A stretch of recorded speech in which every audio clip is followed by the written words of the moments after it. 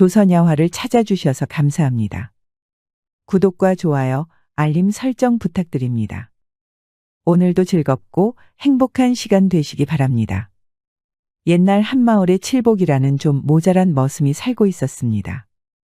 하지만 머슴이 굳이 똑똑할 필요가 있겠습니까? 일 잘하고 말 잘 들으면 그만이지요. 그러던 어느 날이었습니다. 박대감은 얼마 전 이웃 고을의 친구 유영감에게서 자개장 하나를 선물로 받았는데요. 이 자개장이 어찌나 크고 묵직한지 머슴들이 낑낑거리며 한참을 씨름했습니다. 여봐라, 저 자개장을 얼른 방 안으로 들여놔야 할 것이 아니냐. 어서 옮겨라. 나으리, 이게 보통 무거운 것이 아니옵니다. 그리고 말입니다. 자칫 잘못하면 이 귀한 물건에 흠집이라도 나면 어찌합니까? 그래서 저희들이 섣불리 건드리지를 못하고 있습니다요. 맞습니다, 나으리. 문틀이 자개장에 비해 좁고 낮아서 이거 자칫하다가는 큰일 납니다요. 이게 저희 상놈들이 쓰는 싸구려 옷장도 아니지 않습니까?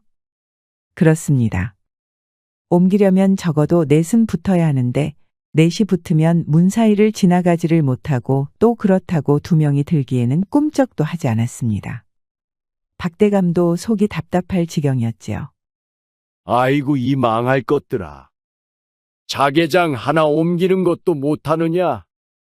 그러면 내 놈들이 안 하면 이걸 누가 옮기라는 말이냐?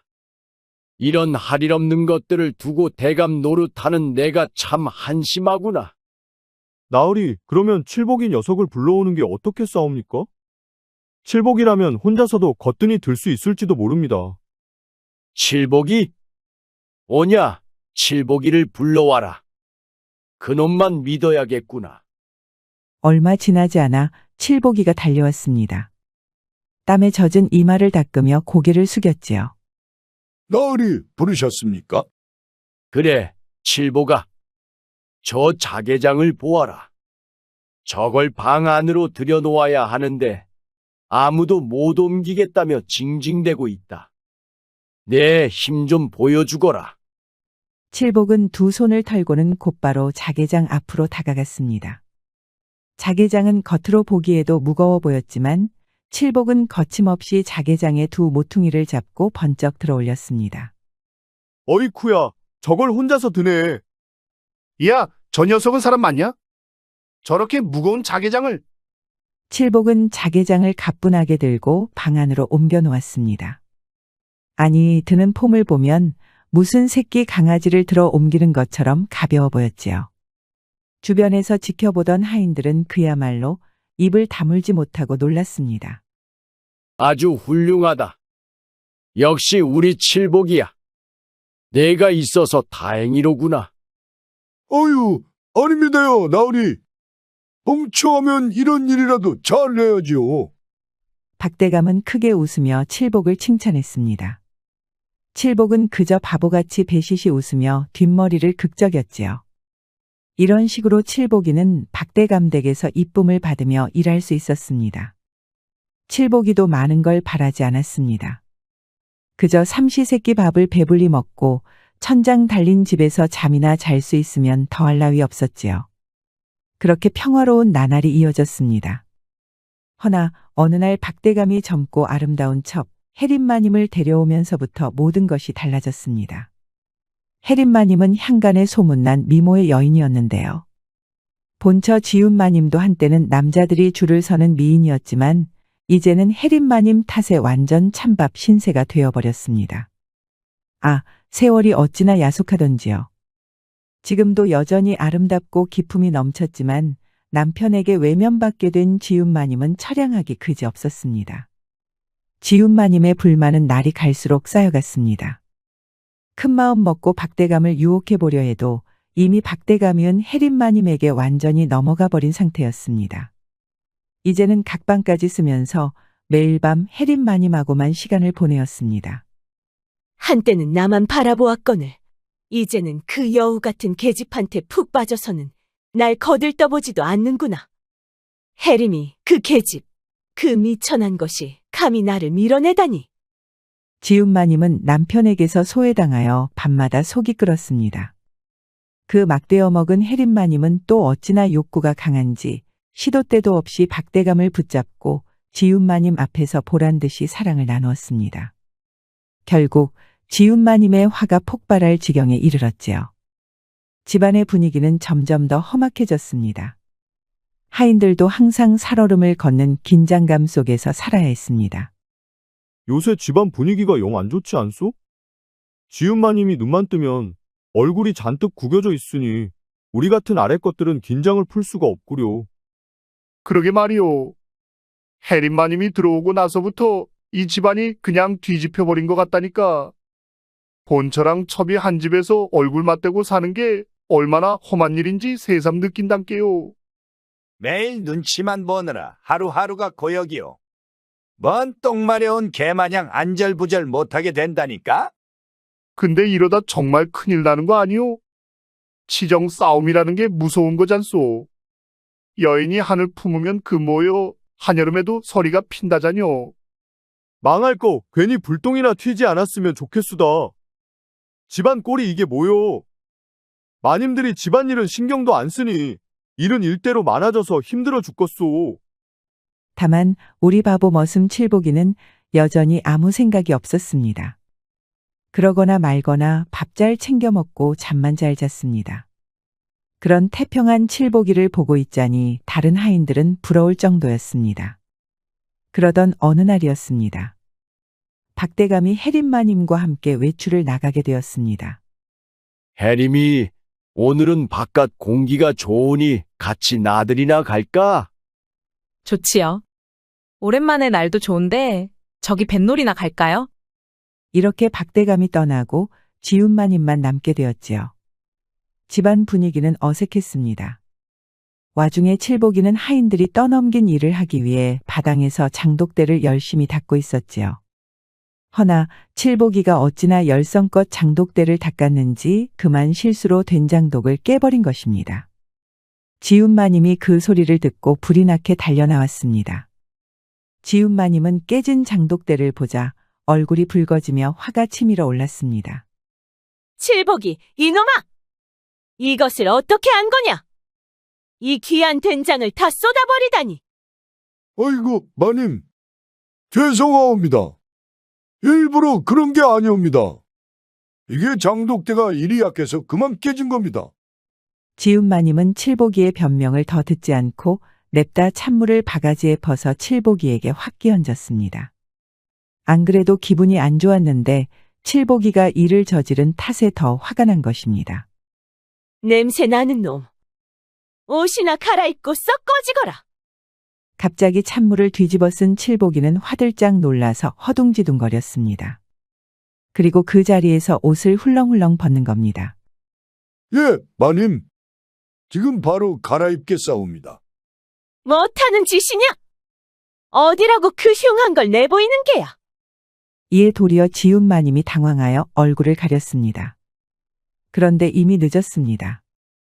멍청이 머슴 칠복이는 부끄러운 줄도 모르고 이미 훌렁훌렁 쑥 내려버렸습니다.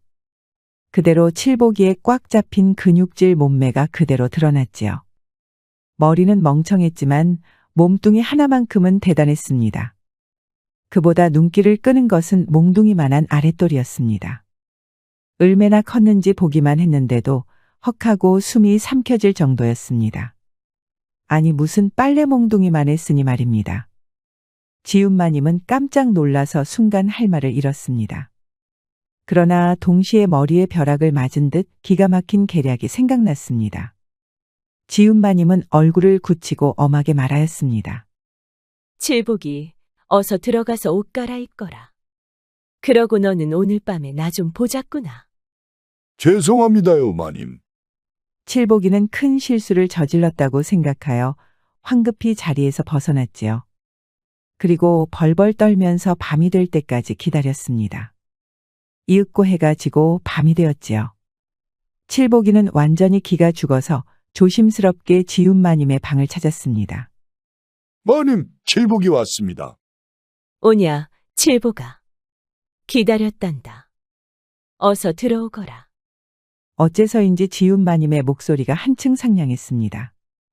그럼에도 칠복이는 잔뜩 풀이 죽어서 문을 조심스럽게 열고 들어갔습니다. 그런데 웬걸? 고기 반찬이며 밥에 탁주까지 아주 흐드러지게 한 상이 놓여져 있는 겁니다. 칠보가, 낮에 내가 너무 화를 내서 미안하구나. 너도 일부러 그런 건 아니지 않느냐? 그렇사옵니다.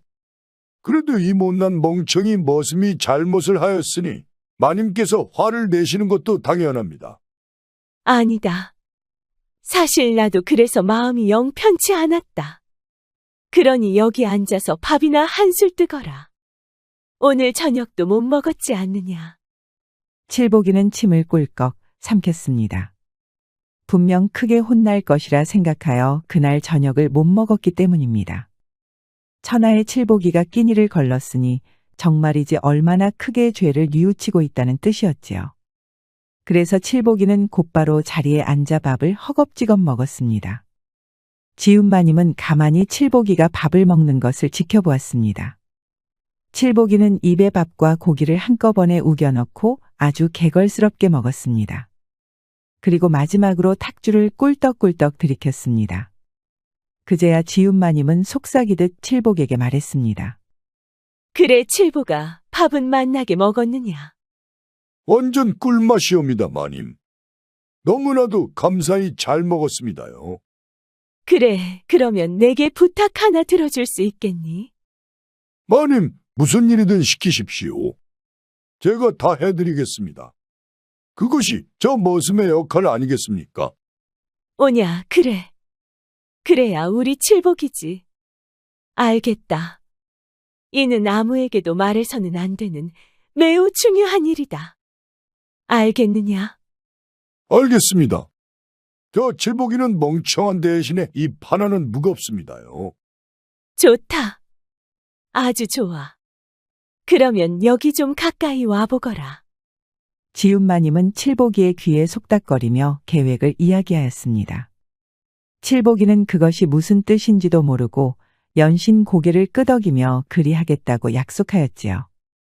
별로 어려운 일도 아니로군요. 저 칠복이만 믿으십시오. 그래, 그러면 어서 들어가 보거라. 밤이 늦었으니 푹 자거라. 감사합니다, 마님. 칠복이는 그러고 방을 나갔습니다. 지훈마님은 그런 칠복이의 등을 보며 음흉한 미소를 지었습니다.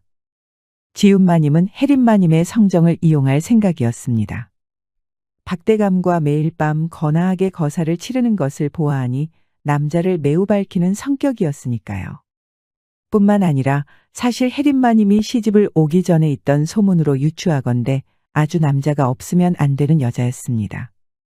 이제 혜린마님을 함정에 빠뜨릴 미끼인 칠복이를 확보하였으니 그에 맞춰서 찌를 던져야겠지요. 그러기 위해서는 박대감과 혜린마님을 잠시 떼어놓아야 했습니다. 그리고 다음 날 마을에 암행어사가 왔다는 소문이 퍼졌습니다. 이는 사실 지훈마님이 은밀하게 퍼뜨린 가짜 소문이었지요. 이 소문은 마을 곳곳에 돌았습니다. 급기야 박대감의 귀에도 들어갔습니다.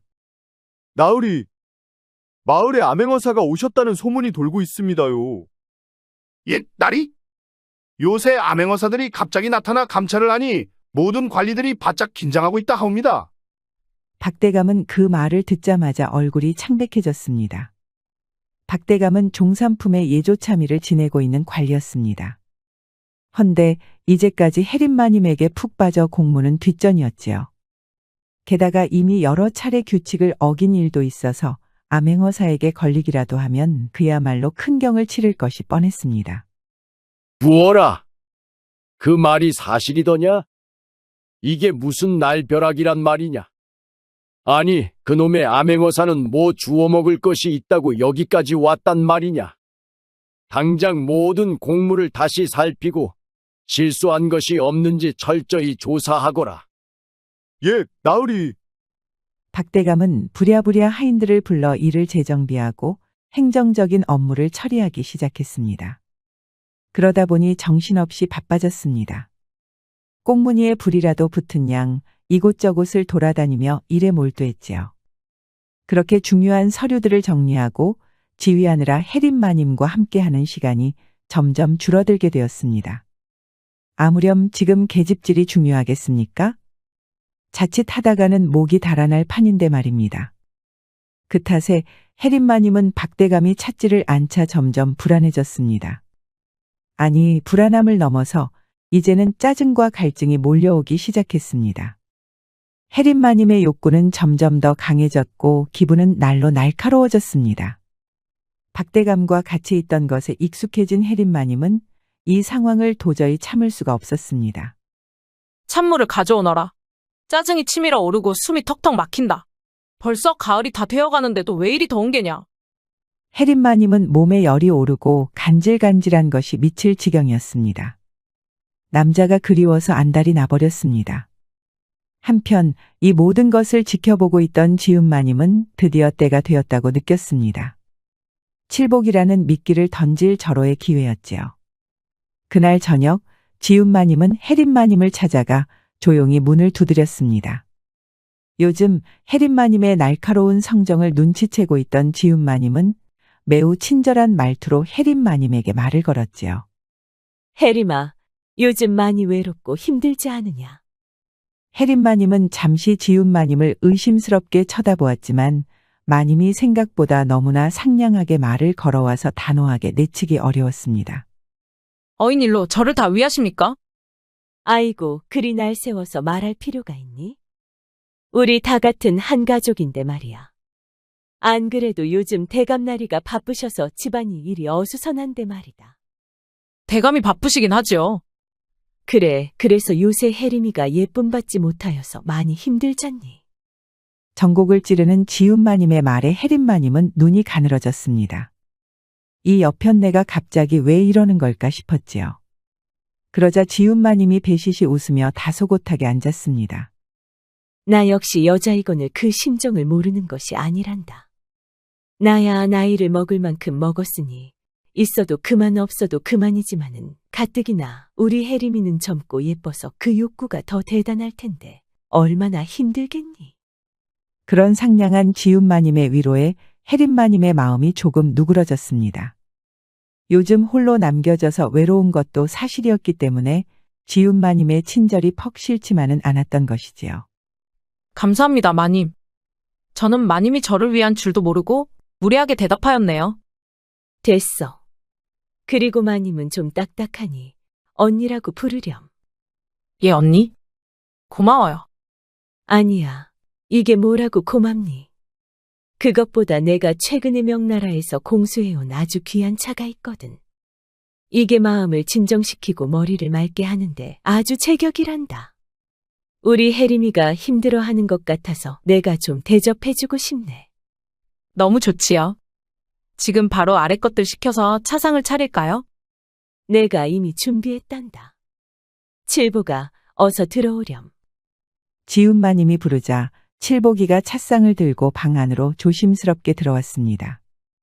지훈마님과 혜린마님은 그렇게 칠복이가 대접하는 차를 마셨습니다. 어떠니? 향긋해서 마음이 좀 진정되지. 정말 그렇네요. 언니 덕에 좋은 차를 대접받아요. 아유, 이런 건 아무것도 아니지. 지훈마님은 그러면서 실수인 척 은근슬쩍 뜨거운 차를 칠복이에게 끼얹었습니다. 칠복이는 화들짝 놀라서 벌떡 일어났습니다.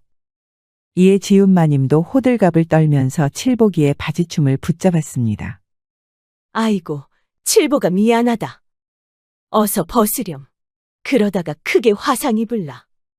지훈마님은 그러면서 칠복이의 바지를 홀라당 내려버렸습니다. 그러자 칠복이의 묵직한 몽둥이가 그대로 다 드러나 버렸습니다. 이를 본 혜린마님은 두 눈이 터질 듯이 커졌습니다. 아니, 그도 그럴 것인 게 이게 도무지 사람의 것이라고는 믿겨지지 않을 만큼의 크기였으니 말입니다. 혜린마님의 찻잔을 들고 있던 손이 파르르 떨려왔습니다. 미안해, 혜림아. 이봐, 칠보가 어서 나가서 갈아입거라. 상처가 났으면 반드시 연고를 바르거라. 알겠느냐? 알겠습니다, 마님. 소란을 일으켜서 죄송합니다요. 됐다. 어서 나가보거라. 지훈마님은 실수를 저질러서 미안하다며 혜린마님에게 사과했습니다. 혜린마님은 그런 지윤마님에게 괜찮다고 하였으나 눈이 멍하고 입이 반쯤 벌려진 것이 완전히 딴 생각을 하고 있었지요. 지윤마님은 속으로 쾌재를 불렀습니다. 분명 혜린마님은 칠보기를 생각하고 있을 테니까요. 간만에 좋은 자리를 만들었는데 내가 다 망쳤구나. 미안해. 그러면 다음에 또 이렇게 차 한 잔 마시자꾸나. 예, 언니. 고마워요. 그래도 차를 마셨으니 오늘 밤은 좀 자기 수월할 거야. 좋은 밤 되려무나. 네, 언니도 푹 쉬셔요. 혜린마님은 말하면서도 심장이 콩닥콩닥 뛰어서 터질 것 같았습니다. 그 크기. 성이 난다면 도대체 어디까지 커질까요? 혜린마님은 찰나의 순간 보였던 광경을 잊을래야 잊을 수가 없었습니다. 생각하면 생각할수록 온몸이 뜨겁고 간질간질 거렸습니다. 지윤마님이 자리를 떠나니 증상은 더더욱 심해졌습니다. 박대감과 잠자리를 하지 않은 지 오래된 탓에 이제는 정말 한계까지 오게 되었지요. 아주 잘해줬다, 칠보가. 그러면 들어가서 편히 쉬거라. 아닙니다요, 마님. 이렇게 찬물 뒤집어 쓰는 일이라면 100번이든 1000번이든 할 수 있습니다. 지윤마님은 만족스러운 웃음을 지으며 고개를 끄덕였습니다. 칠보기에게 한 부탁은 별거가 아니었습니다. 혜린마님에게 차를 대접하고 그때 자기가 찬물을 끼얹을 테니 얼른 바지를 내리라는 것이었죠. 그리고 그 계략은 오늘 제대로 먹혀들었습니다. 칠보기는 별 생각 없이 잠자리에 들었습니다. 두 마님의 사이가 자기 덕에 조금 가까워진 것 같아서 뿌듯한 마음까지 들었습니다. 힘만 세고 멍청해서 혹여 집안에 폐를 끼치는 것이 아닌가 생각한 마음 착한 칠보기는 싱글벙글하였지요. 그러고 얼마 안 있어 칠보기는 그대로 잠에 골아떨어졌습니다. 달도 뜨지 않은 어두운 밤이었습니다. 그때 곤히 잠든 칠보기의 방에는 수상한 그림자가 드리워졌죠. 떨리는 숨소리, 발갛게 상기된 얼굴, 그리고 무릇 남정네들의 가슴을 설레이게 하는 아름다운 얼굴. 바로 혜린마님이었습니다. 혜린마님은 억지로 숨을 가다듬으며 가슴에 손을 올렸습니다. 심장이 빠르게 뛰고 있었습니다. 두 눈은 애타는 갈망으로 가득했지요. 내 잘못이다. 내 천한 몸뚱이가 나를 이렇게 만든 게야. 혜린마님은 방문을 닫고 칠보기를 내려다보았습니다. 세상 모르고 잠든 칠보기는 코까지 골고 있었습니다. 그런데 에그머니나 덮인 이불로 기둥 같은 것이 벌떡 솟아올라와 있지 뭡니까. 이를 본 혜린마님은 정상적인 생각을 할 수 없었습니다. 냅다 그 위로 올라타 버린 게지요. 잠들어 있던 칠보기는 무언가 부드럽고 따뜻한 것이 온몸을 감싸자 깜짝 놀라 잠에서 깨어났습니다. 아니, 혜린마님 아니십니까? 이 밤중에 무슨 일이시옵니까? 뜨거운 물을 끼얹었지 않았느냐. 상처가 날 수 있으니 내 친히 확인하러 왔다. 말씀은 감사합니다만 저는 괜찮습니다. 괜찮기는 뭐가 괜찮으냐. 여기 이것이 이렇게까지 부풀어 올랐지 않느냐. 어서 치료를 해주지 않으면 크게 덧난다. 가만히 있어보거라. 혜린마님은 깨어난 칠보기를 강하게 내리누르고 환부를 보는 척하며 그대로 거사를 치러버렸습니다. 간만에 그것도 사람 같지 않은 것을 맛보니 혜린마님은 거센 파도에 휘말린 느낌을 느꼈습니다. 정신을 놓고 이리저리 철썩철썩 치어버리고 말았지요. 그리고 이 모든 광경을 지윤마님이 훔쳐보고 있었습니다. 기대했던 대로 혜린마님이 미끼를 덥석 물어버린 것이죠. 아주 미끼를 문 정도가 아니라 목구멍까지 그대로 꿀꺽 삼켜버린 꼴이었습니다. 이제 이를 박대감에게 꼰지르면 혜린마님은 그대로 나락으로 떨어질 것입니다. 그것이 맞을진데 어쩜 저렇게 짐승과 같을 수 있느냐. 지윤마님은 얼어붙어서 모든 광경을 지켜보았습니다. 이는 도저히 사람으로 보이지 않았습니다. 칠보기의 것이 대단하다는 것은 익히 알고 있었지만 지금의 것은 상상을 초월하였습니다. 그리고 혜린마님의 표정을 보아하니 아주 그냥 극락을 오가고 있었지요. 홀린 듯이 이 광경을 지켜보는 지윤마님도 시기와 질투로 잊고 있었던 뜨거운 욕구가 울컥울컥 올라왔습니다. 지훈마님은 넋을 놓고 이를 구경하다가 어느새 침을 질질 흘리는 자신을 깨닫고는 화들짝 놀라서 도망치듯 자리를 떠났습니다. 박대감도 저리 거칠게 자신을 안아주지 못하였습니다. 그런데 바보멍청이 머슴인 칠복이는 그야말로 한 마리 야수와 같았습니다. 아마 자기가 무엇을 하는지도 모를 터인데 말입니다. 지훈마님은 어느새 온몸이 뜨겁고 간지러웠습니다. 눈을 감고 억지로 잠을 청하여도 방금 전 보았던 그 모습이 떠올라 도무지 잘 수가 없었습니다. 도대체 얼마나 끝내주길래 혜린마님이 두 눈을 횟가닥 뒤집고 난리를 칠 수 있었을까요? 기어코 지훈마님은 머리를 헝클어뜨리며 일어났습니다. 그래, 어차피 대감에게 알리면 칠복이도 더 이상 못 보지 않느냐. 그렇다면 보내기 전에 나도 한번 맛이나 봐야겠다. 지훈마님은 그리 생각하며 거의 뜬 눈으로 아침을 맞이하였습니다. 다음 날이 되어 지훈마님은 슬쩍 칠복이를 엿보았습니다. 그 난리를 쳐놓고도 오늘 칠복이는 완전히 쌩쌩한 모습 그대로였습니다. 역시 둘째가라면 서러울 정도의 힘을 가진 머슴다웠지요. 이봐라 칠복아, 아침은 잘 잤느냐? 편히 쉬셨습니까, 마님? 아니요, 쉬는 잠은 제대로 자지 못하였습니다. 어이구 왜 그러느냐? 실은 어젯밤에 혜린마님이 제가 뜨거운 물에 데이지 않았는지 밤새도록 봐주시느라요. 그래서 어떻더냐? 너무 좋았습니다요. 병간호라는 것이 이리 좋은 것인지 처음 알았지 뭡니까? 그렇더냐?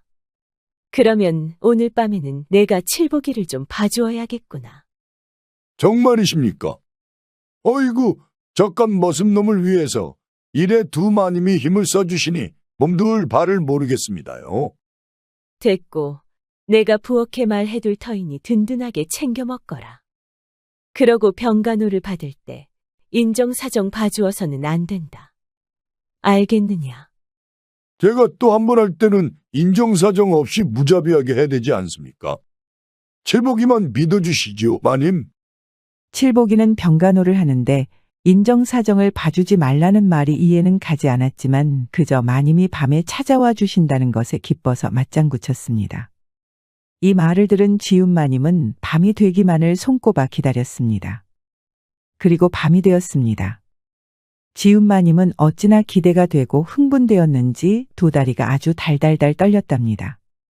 조용한 밤의 정막을 깨고 지훈마님은 칠복이의 방에 들어갔습니다. 그러고 그대로 칠복이에게 바락 안기고는 일을 치러버렸지요. 100번 설명해봐야 한번 보는 것만 못하다고 하나요?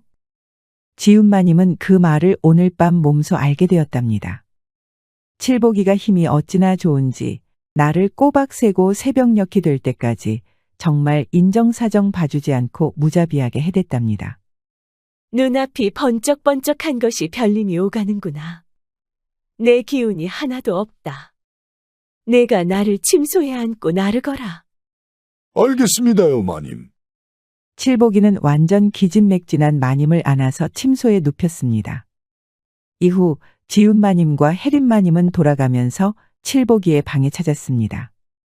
칠복이는 이제 아픈 곳도 없고 다친 곳도 없는데 어여쁜 마님들이 돌아가면서 밤에 찾아오니 기쁘기만 했지요. 그런데 칠복이는 한 가지 간과한 것이 있었습니다. 두 여인네들의 음기지요.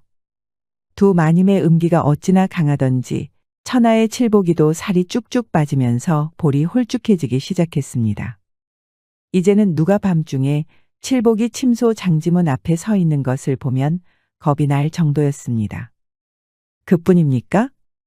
나중에 안 것인데 다른 하인들에게 들어보니 남녀가 합방하는 것은 이게 보통 일이 아니라는 겁니다.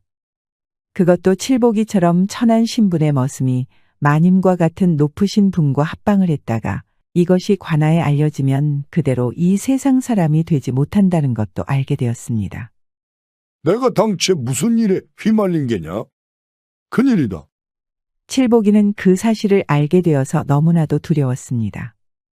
게다가 요새는 두 마님이 시도 때도 없이 칠복이를 찾기 시작하는 겁니다. 일을 할 때도 사람이 없는 헛간으로 끌고 가는가 하면은 때로는 대담하게도 밭에 나가서 풀숲에서도 냅다 칠복이를 눕히니 말입니다. 칠복이는 그야말로 미치고 팔짝 뛸 노릇이었습니다. 이러다가는 내가 마님들에게 쥐어짜여서 죽거나 대감날 있게 들켜서 죽거나 마찬가지다. 칠복이는 멍청했지만 생존 본능을 가지고 있었습니다. 이대로 있다가는 정말 목숨을 잃을 수도 있겠다 생각했지요. 그래서 칠복이는 어느 날 저작거리로 나간다고 이야기를 하고는 그대로 달아나 버렸습니다. 뭐야? 칠복이가 도망쳤다고. 그것이 무슨 소리더냐? 칠복이가 왜 도망을 갔단 말이냐? 지훈마님과 혜린마님은 그 소식을 듣고 펄쩍 뛰었습니다. 이제야 살만해졌는데 그 칠복이가 도망을 쳤다니 말입니다. 이래서는 안 되었지요. 두 마님은 곧바로 추노꾼을 보내어 칠복이를 산채로 붙잡아 오라고 명하였습니다. 그리고 추노꾼들은 얼마 지나지 않아 칠복이를 줄에 꽁꽁 묶어서 데려왔지요. 칠복이가 도망쳐서 고작 숨어 있었던 곳은 외진 동굴이었답니다. 제발 살려만 주십시오. 우리가 너를 죽이기는 왜 죽이겠느냐? 됐고 도대체 왜 도망간 게냐? 우리가 그리 잘해주었거늘. 이대로 있다가는 저 칠복이는 산송장이 되고 맙니다요. 이래서는 안 되는 것 아니겠습니까? 아니, 그래. 차라리 지금 이 자리에서 고통 없이 보내주시구려. 이렇게는 못 삽니다요. 칠복이는 엉엉 울면서 대성통곡을 하였습니다. 이를 보는 두 마님은 그야말로 난감하였지요. 지훈마님과 혜린마님은 머쓱한 듯 서로 눈을 마주쳤습니다. 새삼 자신들이 어찌나 남자를 밝혔는지 깨닫게 된 것이죠. 그렇다고 여기서 칠복이의 목을 칠 수도 없는 노릇이었습니다. 그래 알겠다. 알겠으니 도망가지나 말거라. 뭣들 하느냐. 어서 칠복이를 풀어주지 못하고. 지훈마님의 명예 추노꾼들은 칠복이를 풀어주었습니다. 그리고 칠복이를 깨끗이 씻기고 치료해서 방으로 보내라고 하였습니다. 혜림아, 우리 이야기 좀 해야겠다. 예, 언니. 지훈마님은 혜린마님을 데리고 앉아 차분하게 대화하였습니다. 조만간 박대감은 암행어사 소문이 거짓이라는 것을 알고 돌아올 것입니다. 그러면 지금처럼 칠복이를 혹사시킬 일도 없었지요. 이에 지훈마님은 혜린마님에게 일정을 정해놓고 칠복이를 돌아가면서 만나자고 제안하였지요. 혜린마님은 이제 더 이상 박대감 같은 것은 생각도 나지 않았습니다. 칠복이는 그야말로 보배와 같은 사내였습니다. 칠복이만 있으면 다른 사람은 필요가 없었지요. 허나 칠복이가 이렇게 질색팔색하여 또 도망을 쳐서는 안 되었습니다. 좋아요. 그러면 이제 서로 일자를 정해놓고 칠복이를 보는 거예요. 약속을 결코 어겨서는 아니 된다. 지훈마님과 혜린마님은 그렇게 화해하고 칠복이를 만나기로 하였습니다. 그렇게 한 집안에서 벌어졌던 난리는 막을 내리게 되었습니다. 이후 박대감은 암행어사 소문이 거짓이었다는 것을 알고 집으로 돌아왔습니다. 돌아오고 보니 어째 집안이 평소와는 다르게 아주 평온한 것입니다. 본처와 첩과의 사이도 한층 더 돈독해진 것 같았고요. 거참, 요즘 사이가 좋아 보여서 보기 좋소. 자매라고 해도 믿겠구려. 박대감의 말에도 일리는 있었습니다. 지훈마님과 혜린마님은 그야말로 기둥자매나 다를 바 없으니 말이지요. 칠복이도 숨 쉴 틈이 생겨서 다시 건강한 모습으로 돌아왔습니다. 매일 밤 마님들을 상대하는 것은 여전히 고되었지만 그것만으로 밥 잘 먹고 잠도 잘 자는데 이보다 더 바랄 게 있겠습니까? 아리따운 두 마님의 사랑을 듬뿍 받는 바보머슴 칠복이는 자기가 참으로 복받은 머슴이라고 생각하였답니다. 두 여인이 시기와 질투로 사이가 어긋나는 바람에 한 집안이 풍비박산이 날 뻔했습니다. 허나 모자라지만 힘센 바보머슴 칠복이 덕에 다시 평화가 찾아왔네요. 때로는 세상의 문제를 해결하는 것은 우직하고 선한 마음가짐 아닐까 싶네요. 곧 다음 이야기가 재생됩니다. 잠시만 기다려주세요. 옛날 개성에 청화라는 기생이 있었습니다.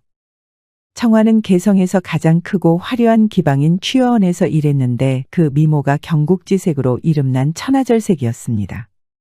하지만 겉모습과 달리 청화는 누구보다도 남자를 업신여기고 있었지요. 이곳이 바로 그 유명한 취화헌이구려. 소문으로만 들었는데 실로 기방 중에서도 으뜸이요. 꿈결 같은 하룻밤을 보내는데 이만한 곳이 또 어디 있겠소? 화려한 장식부터 기녀들의 고운 자태까지 개성에 온 보람이 있소이다. 게다가 청환왕자가 여기에 있다니. 운이 좋으면 오늘 그녀를 볼 수 있을 거요. 이곳에서만 누릴 수 있는 호사로구나. 개성 최고 기방 취화원에는 오늘도 하룻밤의 꿈을 꾸기 위해 몰려든 남정네들로 가득 찼습니다. 강화도에서 온 호조자랑 최연감, 혹은 저 멀리 안동에서도 찾아온 예조정랑 박영감 등 인사들이 취화원을 찾았죠. 그런데 오늘 밤에는 뜻밖의 인물이 찾아왔습니다. 바로 장원석이라는 젊은 청년 선비였는데 젊은 나이에 문과 급제를 한 신동이었죠. 게다가 지금은 홍문관 부수찬으로 임명되었고 관직은 사간원 사간을 지내고 있었습니다. 그런 귀빈이 왔는데 보통 기생이 접대를 할 수는 없겠지요. 간판 기녀인 청화가 장선비의 술 시중을 들었습니다. 그런데 장선비는 학식과 직책만 높은 쭉정이 선비가 아니었습니다. 청화 같은 천하절색의 미녀도 깜짝 놀랄 만큼 엄청난 미남자였던 것입니다. 나으리, 우리 취화원을 찾아주셔서 감사합니다. 내 사실은 취화원 때문에 온 것이 아니오. 바로 그대 소문이 자자한 청환왕자를 보러 찾아온 것이지. 어머, 그럴 리가요. 내 빈말로 하는 소리가 아니오. 한양의 사대부들조차 죽기 전에 청환왕자의 그 고운 자태를 한번 보고 죽는 것이 소원이라 하더이다. 나으리께서 거찬을 하십니다. 소녀는 그저 미천한 몸일 뿐이온데 나으리의 눈에 아름답게 비쳤다니 그저 감사할 따름이옵니다. 미천하다니요? 나도 소문으로만 들었는데 직접 청환왕자를 뵈니 그야말로 천하절색이로구려. 그대 앞에 있는 이 몸이 오히려 소인배 같아 부끄럽소. 청화는 평소에 남정네들의 이빠른 칭찬에 익숙했지만 어쩐지 장선비의 말에는 심장이 콩닥콩닥 뛰었습니다. 행동거지 하나하나가 기품이 있는 것은 물론이요, 그윽한 눈을 바라보고 있노라면 깊이를 알 수 없는 호수를 마주한 것 같았지요. 부끄럽사옵니다. 어머, 잔이 비었네요. 나으리와 대화하는 것에 정신이 팔린 나머지 소녀가 실수하였사옵니다. 여기 잔 받으시지요. 청화는 맑은 청주로 장선비의 잔에 가득 채웠습니다. 장선비는 술을 마시기 전에 살짝 눈높이로 잔을 들었습니다. 산에는 꽃이 피고 물에는 달이 떠서 그대의 자태 비추니 천하가 더욱 빛나누나. 맑은 바람에도 꽃향이 퍼지니 이곳에 있는 이 몸이 어찌 취하지 않을 수 있으랴. 장선비는 이렇게 시조를 읊으며 청화에게 가볍게 미소를 지었습니다. 장선비의 아름다운 시조는 청화의 마음속에 파문을 일으켰습니다. 평소처럼 무심하게 넘길 수가 없었지요. 청화는 빨려 들어갈 것 같은 장선비의 눈빛에 홀린 듯 입을 달싹였습니다. 하늘은 달이 뜨고 강물은 그림자 어리니 그대의 미소에 꽃 피어난 봄이 옵니다. 그윽한 향기가 바람결에 실려오니 이 마음도 함께 취해 날아가려 하옵니다. 청화의 답가에 장선비는 감탄하면서 술잔을 쭉 들이켰습니다. 내 사과하겠소. 어머, 갑자기 나으리께서 왜 사과하시나요? 내 사실 그대를 겉만 번지르르한 여인으로 넘겨짚고 있었다오. 하지만 이는 전부 내 오판이었소. 아니랍니다. 나으리에 비견하면 소녀는 그저 보잘것없는 기생이지요. 그런 말 마시오. 내 오늘 청환왕자와 만나보니 좁디 좁은 내 식견이 넓어지는 듯 하오. 자, 그대에게도 내 한 잔 올리겠소. 청화는 장선비와 같이 하는 시간이 마치 꿈결처럼 느껴졌습니다. 지금껏 남자들은 모두 짐승이고 다 똑같은 족속이라고 생각하였는데 장선비는 그런 보통 남정네들과는 달랐습니다. 흘러가는 시간이 아쉬웠습니다. 그렇게 아쉬움을 뒤로하고 장선비를 떠내보냈지요. 허나 그날 이후로 장선비가 다시 또 청화를 찾아오는 겁니다. 마치 하늘이 청화의 간절한 마음을 알아차린 듯 말이죠. 장선비는 청화를 만나기 위해 매일 같이 기방을 찾았습니다. 그러다 보니 취화원에서는 은연중에 장선비와 청화가 사귀는 것으로 소문이 나기 시작했습니다. 기녀들은 그런 청화를 보면서 부러움과 질투 섞인 눈으로 보며 수군거렸죠.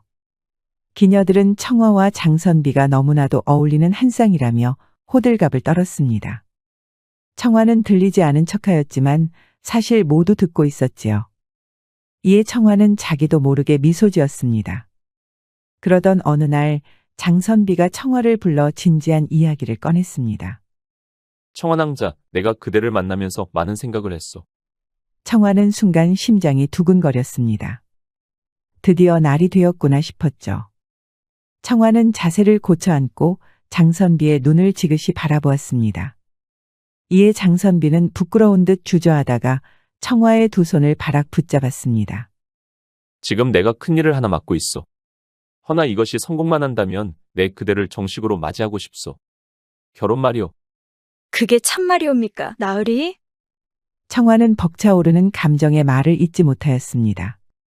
눈가에 눈물이 그렁그렁 맺혔지요. 지금까지 오직 청화의 외모에 홀린 남정네들이 숱하게 사랑을 속삭였지만 지금처럼 마음이 뒤흔들리는 것은 처음이었습니다. 나으리, 소녀는 그저 너무나도 기쁩니다. 알겠사옵니다. 그날이 올 때까지 진득하니 기다리겠사옵니다. 고맙소. 믿어주어서 고맙소, 청환왕자. 청화는 꿈에 그리던 미래를 떠올렸습니다. 비록 태생이 보잘것없어서 기생으로 살아왔지만 이제는 장선비와 함께 새로운 인생을 시작할 수 있게 되었으니 말입니다. 허나 시간이 지나도 장선비는 좀처럼 다시 홀리 이야기를 꺼내는 경우는 없었습니다. 심지어 장선비도 바빠졌는지 하루 이틀 얼굴을 비추지 못하는 날도 있었습니다. 그러다가 오랜만에 장선비가 청화를 다시 찾자 청화는 조금은 토라져서 입을 삐죽 내밀고 아무 말도 하지 않았습니다. 청환왕자, 기분이 많이 상한 것 같소. 아니에요. 얼마나 바쁘셨는지 연락이라고는 쥐뿔도 없었지만 소녀가 어찌 감히 위대한 우리 장사관 나으리에게 토라질 수 있겠어요? 미안하오. 그러니 너무 그러지 마시오. 내 안 그래도 그대에게 줄 선물이 있다오. 정말이에요? 청화는 금방 토라진 기분이 풀리며 화색을 보였습니다. 장선비는 미소 지으며 청화의 손을 잡았습니다. 허나 여기서 주기에는 좀 그렇구려. 그러니 우리 잠시 밤 산책을 나가지 않겠소? 좋아요. 청화는 장선비와 함께 개성의 늦은 밤거리를 걸었습니다. 개성의 밤거리는 고요함 그 자체였습니다. 달빛이 부드럽게 돌담길을 비추며 잔잔한 바람이 나뭇가지 사이로 스며들어 소리를 냈습니다. 헌데 어디선가 거친 발걸음 소리가 들리기 시작했습니다. 청화는 아무 생각 없이 장선비의 팔에 살며시 기대었지요. 하지만 장선비의 표정이 굳어가는 것을 본 청화는 그제서야 뭔가 이상하다는 것을 느꼈지요. 왜 그러셔요, 나으리? 장선비는 청화의 질문에 답할 수 없었습니다. 갑자기 검은 복면을 쓴 사내들이 골목 어귀에서 나타났기 때문입니다. 사내들은 서늘한 눈빛을 빛내며 장선비와 청화를 향해 다가왔습니다. 누구시오? 장원석 사관, 아주 여유롭게 계집질이나 하고 있구만. 우리가 분명 경거망동하지 말라고 경고했을 텐데. 사내들이 가시 돋친 말로 쏘아붙였습니다. 이에 장선비는 짐작 가는 것이 있는지 안색이 창백해졌습니다. 이 자들은 누구인가요, 나으리? 도대체 무슨 일이에요? 나도 모르. 뉘시길래 날 찾아온 거요. 저승사자라 생각해라. 맨 앞에 있는 검은 복면의 사내가 검을 빼들었습니다.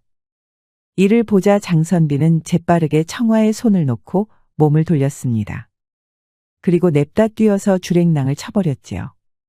너무 갑자기 벌어진 상황이라 청화는 물론이요 검은 복면의 사내들도 황당해서 미처 반응하지 못했습니다.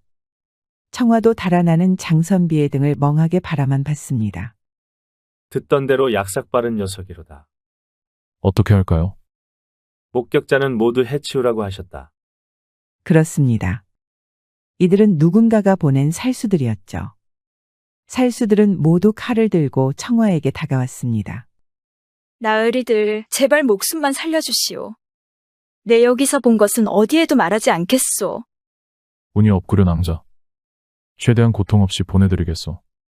살수들은 청화가 손이 발휘되도록 빌어도 들은 척도 하지 않았습니다.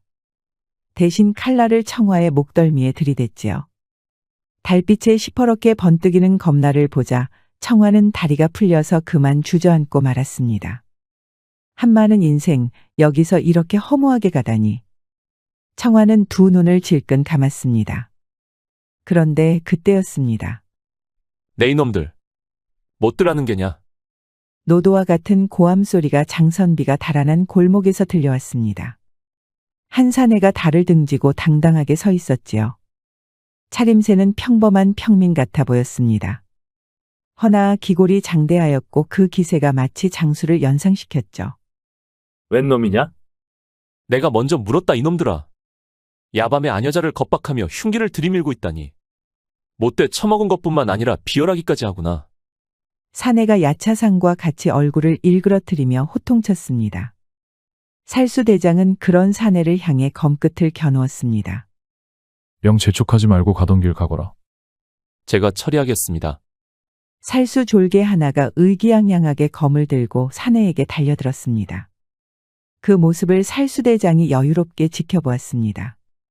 반면 사내는 살수가 검을 들고 달려드는데도 눈 하나 깜짝하지 않았습니다. 오늘이 내 제삿날이다. 살수는 그런 모습에 더욱 화가 나서 크게 검을 휘둘렀습니다. 단숨에 목을 쳐서 몸과 분리할 생각이었죠. 그도 그럴 것이 평범한 노비가 어찌 그의 검을 막을 수 있겠습니까?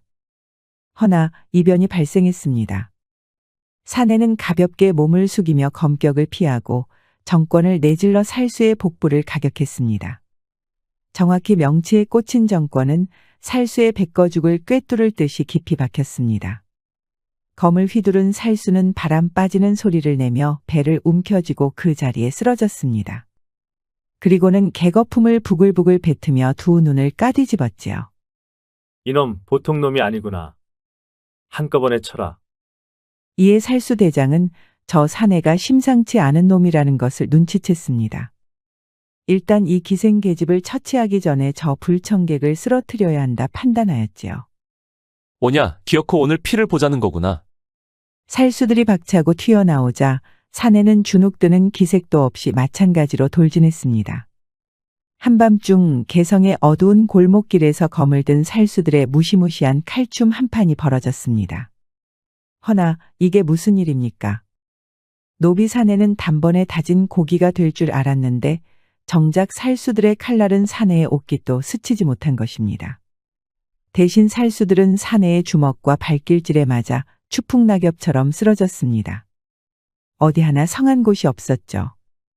어떤 이는 갈빗대가 완전히 다 아작이 나서 혼절해버렸습니다. 어떤 녀석은 콧잔등이 박살나서 쌍코피를 질질 흘렸고 어떤 이는 아구창에 옥수수가 와르르 나가버렸습니다. 어느 사이엔가 좁은 골목길에는 끙끙거리며 앓는 소리만 내는 살수들로 가득 찼습니다. 살수대장은 도저히 안 되겠다 판단했지요. 후퇴하라. 어딜 도망가느냐. 모두 싸그리 붙잡아 관아에서 동창회를 시켜주마. 도망치려는 살수들에게 사내가 으름장을 내놓았습니다. 그러자 살수대장은 곧바로 품속에서 주먹만한 구슬을 꺼냈습니다. 그리고는 힘껏 바닥에 내던졌지요. 펑! 하는 소리와 함께 매캐한 연기가 자욱히 피어올랐습니다. 연기는 골목길을 가득 채워서 천지분간이 가지 않을 지경이었습니다. 번잡스러운 놈들. 요란하게도 도망치는구나. 연기가 곧 거치자 주변에는 언제 그랬냐는 듯 살수들의 모습은 사라져 있었습니다. 바닥에 주저앉은 청아와 사내뿐이었죠. 괜찮으시오 청환왕자. 아님 밤에 홍두깨라고 별일이 다 있구려. 저를 아시나요? 댁은 도대체 누구십니까? 나 강산이요. 그 취화원의 술 배달하는 잡부 말이요. 청아는 유심히 강산이라는 사내를 살펴보았습니다. 얼굴은 기억나지 않았습니다만 추레한 차림새로 묵묵히 술통을 옮기는 한 노비의 모습이 떠올랐습니다. 그저 스쳐 지나갈 만한 얼굴은 고사하고 이름조차 기억할 가치 없는 평범한 사내였지요. 그런데 그랬던 남자가 청아의 목숨을 구한 것입니다. 청아는 어떻게 반응해야 할지 몰랐습니다. 목숨을 구해준 것은 고마웠으나 장선비가 자기를 버리고 나 몰라라 도망간 것이 더더욱 마음이 쓰라렸습니다. 게다가 자존심 때문인지 이런 노비에게 고맙다는 말이 차마 나오지도 않았습니다. 이 못된 놈. 청환왕자에게서 송고두어라.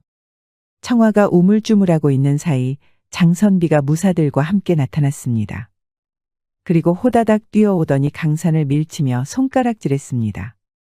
에잇, 이놈을 당장 포박하라. 청환왕자. 내가 왔소. 무사한 거요? 뒤늦게 나타난 장선비는 온갖 호들갑을 떨면서 강산에게 욕설까지 퍼부었습니다. 청환은 아무리 그래도 생명의 은인에게 그런 취급을 하는 것은 잘못되었다 생각하여 장선비를 말렸습니다. 아니에요. 이분이 제 목숨을 구해주었어요. 뭐요? 청환왕자에게 위해를 가하려고 한 것 아니었소? 거참 감사는 못 할망정 죄를 뒤집어 씌우는구려. 강산은 투덜거렸습니다. 그러자 무사 하나가 강산의 어깨를 붙잡았지요. 그러자 강산이 가볍게 무사의 손을 쳐냈습니다. 한 번만 더 나를 그따위로 건드리면 국물도 없네. 강산의 경고에 무사들은 매서운 눈으로 노려봤습니다. 강산은 그저 가소롭다는 듯 콧방귀를 뀌었지요. 장선비는 청화의 중재의 고개를 끄덕이며 강산을 흘겨봤습니다. 그리고는 품속에서 엽전 뭉치를 꺼냈습니다. 뭐 줬소? 이복에 얼마면 되겠나? 뭐요? 부끄러워 말고 어디 한번 말해보세. 열량이면 되겠나? 장선비는 거만한 태도로 열량을 강산에게 내밀었습니다. 열량이라니. 평민에게 열량이면 한 달은 놀고 먹을 수 있을 만큼 큰 돈이었습니다. 허나 강산은 물끄러미 장선비가 내민 돈을 보더니 몸을 획 돌렸습니다. 돈을 바라고 한 일이 아니오. 이놈! 무례하구나? 누구 앞이라고 그따위 시건방진 태도를 보이느냐? 참다 못한 무사 하나가 강산의 가슴팍을 밀치며 제지했습니다. 아니, 정확히는 제지하려고 했습니다. 그 순간 강산이가 번개같이 손을 뻗어서 손바닥으로 무사의 목 울대를 쳤습니다. 너무 빨라서 무사는 반응도 못하였지요. 갑자기 숨이 턱 하고 막혀서 목을 부여잡고 바닥에 무릎을 꿇었습니다. 건드리지 말라고 내 분명 말했네. 강산의 움직임에 잔뜩 쫄아붙은 무사들이 눈치를 슬슬 보며 길을 비켰습니다. 마치 파도가 갈라지는 듯한 모습이었죠. 장선비는 화가 나서 부들부들 떨었지만 그 모습을 지켜보고 있을 수밖에 없었습니다. 나으리, 저를 버리지 않고 다시 돌아와줘서 고마워요. 아니요, 나도 청환왕자가 무사한 것을 보니 마음이 놓이는구려. 자, 일어나시오. 청화의 말에 장선비는 퍼뜩 정신을 차리고 청화를 일으켜 세워주었습니다. 그리고 거듭 사과했지요. 청화는 그런 장선비의 태도에 서운했던 마음이 눈 녹듯 사라졌답니다. 게다가 이후에 선물로 값비싼 옥비녀까지 주어서 오늘 밤 있었던 끔찍한 기억은 모두 잊어버릴 수 있었습니다. 오늘 밤 있었던 일은 내 거듭 사과하오. 아무래도 중요한 일을 진행하다 보니 정적이 많아져서 말이오. 아니에요. 사내가 중요한 일을 하려면 응당 냉철해져야지요. 소녀는 벌써 무슨 일이 있었는지 모두 잊어버렸답니다. 게다가 나으리가 저를 구하러 다시 돌아와 주셨잖아요. 고맙구려. 역시 내가 찍은 여인답구려. 안 그래도 말인데 내 부탁이 하나 있어. 무슨 일인데 그러시나요? 이번에 내가 명나라에서 온 사신들과 중요한 회담 자리를 가지게 되었어. 그 자리에 청환왕자가 참석하여 그대의 미모와 재주를 선보여 주었으면 하오. 우리 조선의 예술과 아름다움이 얼마나 빼어난지 각인시켜 주었으면 하오. 아이, 물론이지요. 청화는 장선비의 부탁을 흔쾌히 수락했습니다. 어려운 일도 아니었거든요. 허나 청화는 곧 이 권유가 진정 어떤 의미였는지 당일이 되어서야 깨닫게 되었습니다. 회담 날이 밝았습니다. 회담은 수려한 경관이 펼쳐진 백운정이라는 고풍스러운 정자에서 진행됐죠. 청화는 아름답게 단장한 채로 자리에 참석했습니다. 청화라 하옵니다. 명나라에서 온 사신들은 청화의 미모와 재주에 감탄을 금치 못했습니다. 청화는 한치의 흐트러짐 없이 아름다운 노래와 춤을 선보였습니다. 명나라 사신들은 그런 청화의 모습에 감탄을 금치 못했습니다. 그 덕에 회담에서의 대화도 물 흐르듯 매끄럽게 마무리되었지요. 헌데 청화는 명나라 사신과 장선비의 대화에서 무언가 이상한 것을 느꼈습니다. 대부분 조선말이 아닌 명나라 말로 대화를 주고받았거든요. 마치 이 자리에 있는 그 누구도 알아들어서는 안 되는 은밀한 대화 같았습니다. 다만 장선비가 간과한 사실이 있었습니다. 청화도 명나라 말을 알아들을 수 있다는 것 말입니다. 장선비는 명나라 사신과 내란이라는 단어가 섞인 말을 하고 있었습니다. 몇 번이나 거듭해서 적절한 시기라든지 분명 반란을 공모하는 대화를 나누고 있었습니다. 그러나 청화는 모른 척하였습니다. 분명 자기가 착각하였다고 생각했지요. 그러거나 말거나 회담이 끝나고 뒤풀이가 이어졌습니다. 뒤풀이는 단연 취어원에서 하였지요. 춤과 노래, 술이 오갔고 사신들은 모두 얼큰하게 취기가 올랐습니다. 그러자 어느새인가 장선비가 조심스레 청화에게 다가왔습니다. 청환왕자, 오늘 밤 사신들이 무척이나 만족해하였소. 이제 밤도 늦었으니 침소로 안내해 주시오. 그대가 직접 가서 모셔드리면 더할 나위 없을 것이오. 알겠사옵니다, 나으리. 청화는 명나라 사신들을 안내하며 미소를 머금었고 사신들은 술에 취한 듯 기분이 좋아 보였습니다. 하지만 침소에 도착하자 갑자기 한 사신이 청화를 바락 붙잡더니 강제로 밀쳐서 침소에 눕히는 것 아니겠습니까? 청화는 순간 당황하여 눈이 커졌습니다. 무슨 짓입니까?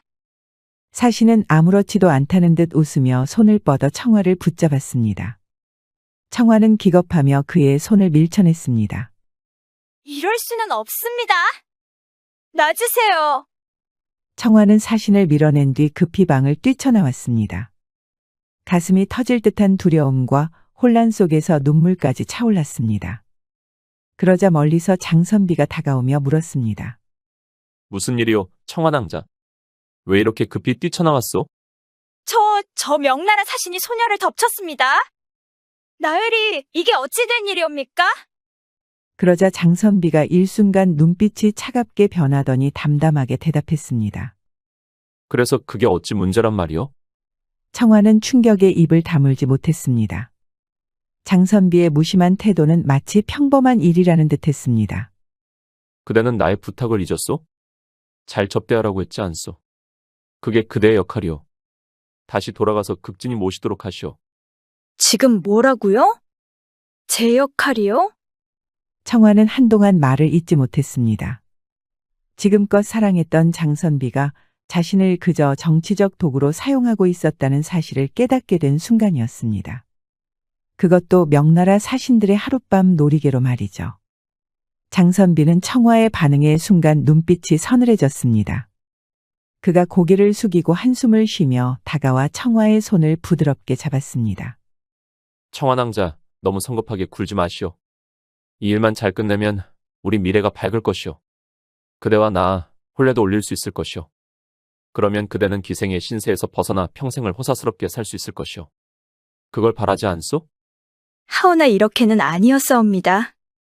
이 일만 마무리되면 그대의 인생이 바뀌는 것이오. 만약 이걸 거부하고 나간다면 그건 그대 스스로를 망치는 일이오. 그리고 어디 가서 이 일에 대해 함부로 입을 놀리면 그땐 정말로 살아남지 못할 것이오. 장선비의 말은 부드러웠지만 그 안에 담긴 협박은 청화의 가슴을 서늘하게 만들었습니다. 공포에 떨며 아무 말도 하지 못한 채 청화는 몸을 돌려 그 자리를 뛰쳐나왔습니다.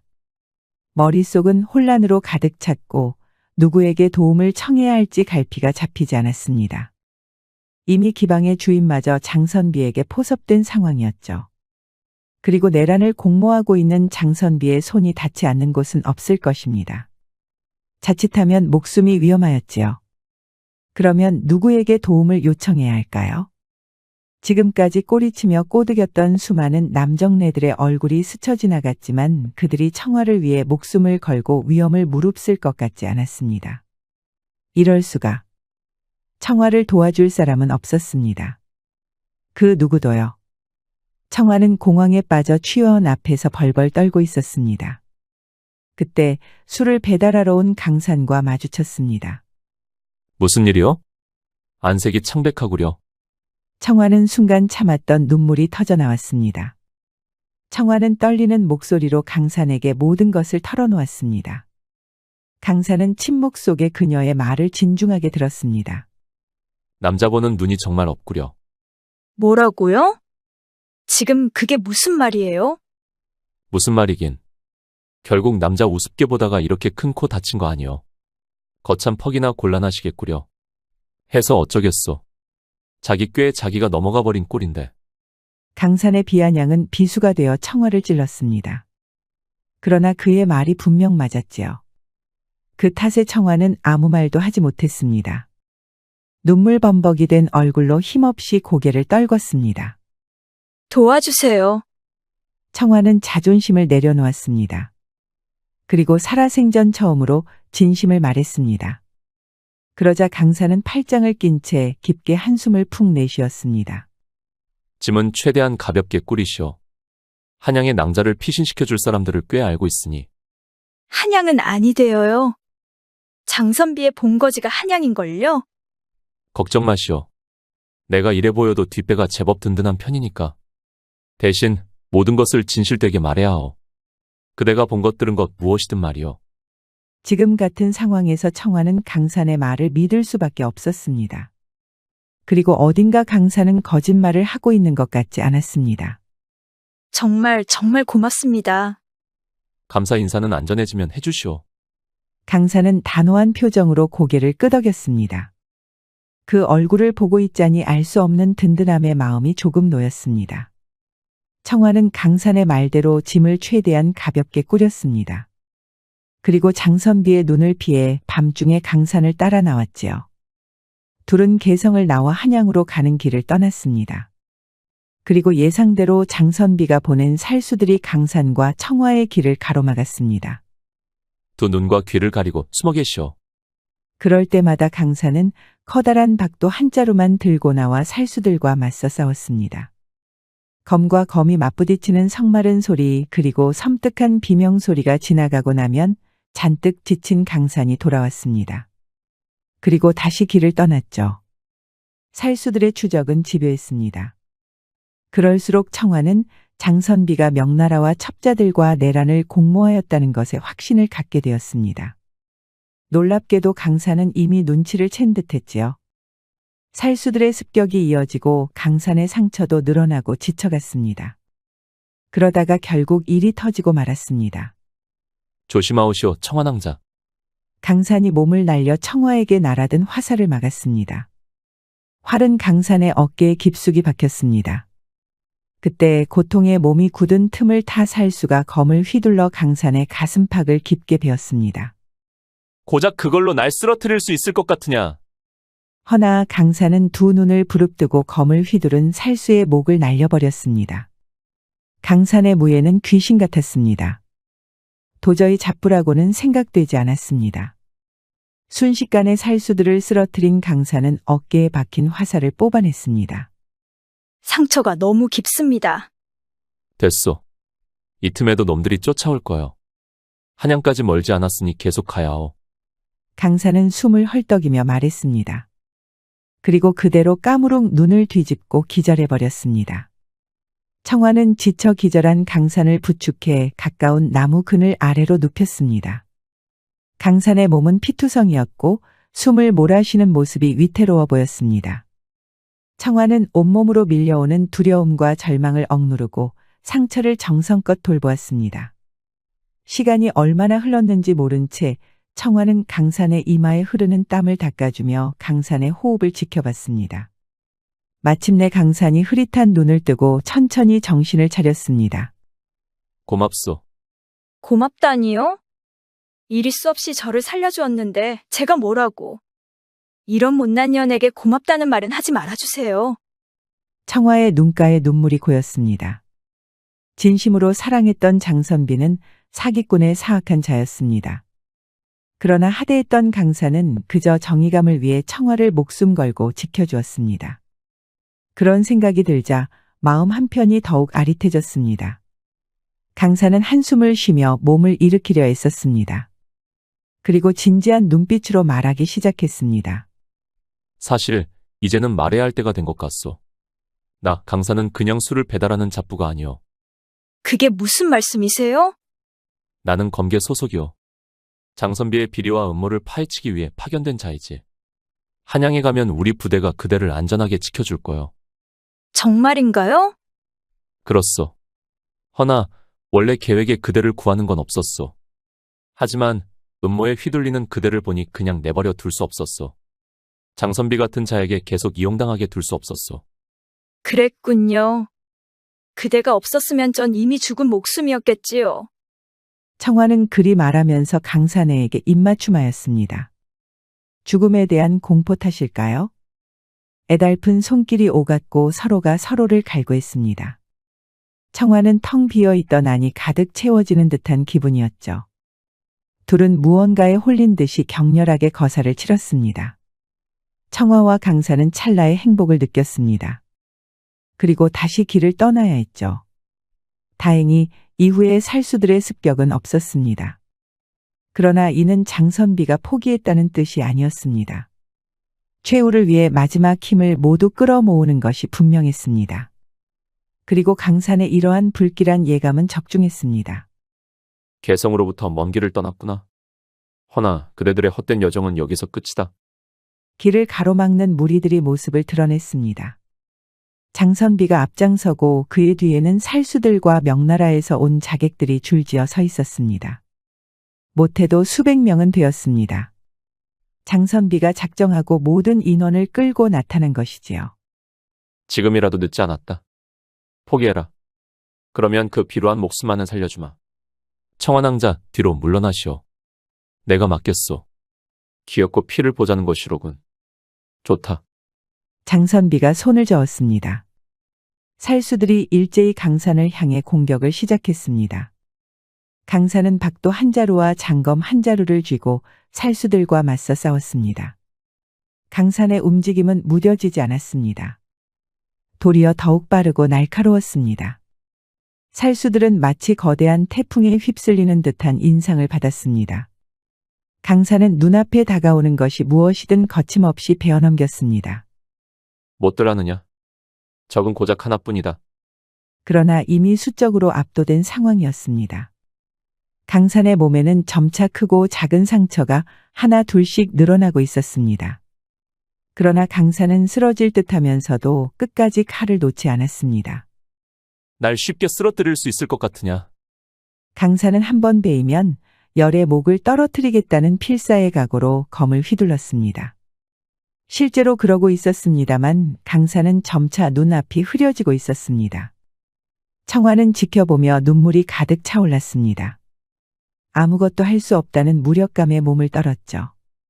이윽고 살수의 검이 강산의 몸을 꿰었습니다. 강산은 이를 악물고 검을 찌른 살수를 일도양단해버렸습니다. 몸에 검이 꿰인 상태에서도 강산은 여전히 악귀처럼 검을 휘둘렀습니다. 이를 지켜보는 장선비는 비열한 미소를 지었지요. 이대로 모든 것이 끝나는 것일까요? 쳐라! 강산을 도와라! 그때 멀리서 군인들의 함성이 들려왔습니다. 강산의 증원군이 도착한 것입니다. 검계의 동료들이 급히 몰려와 장선비의 살수들을 하나둘씩 쓰러뜨렸습니다.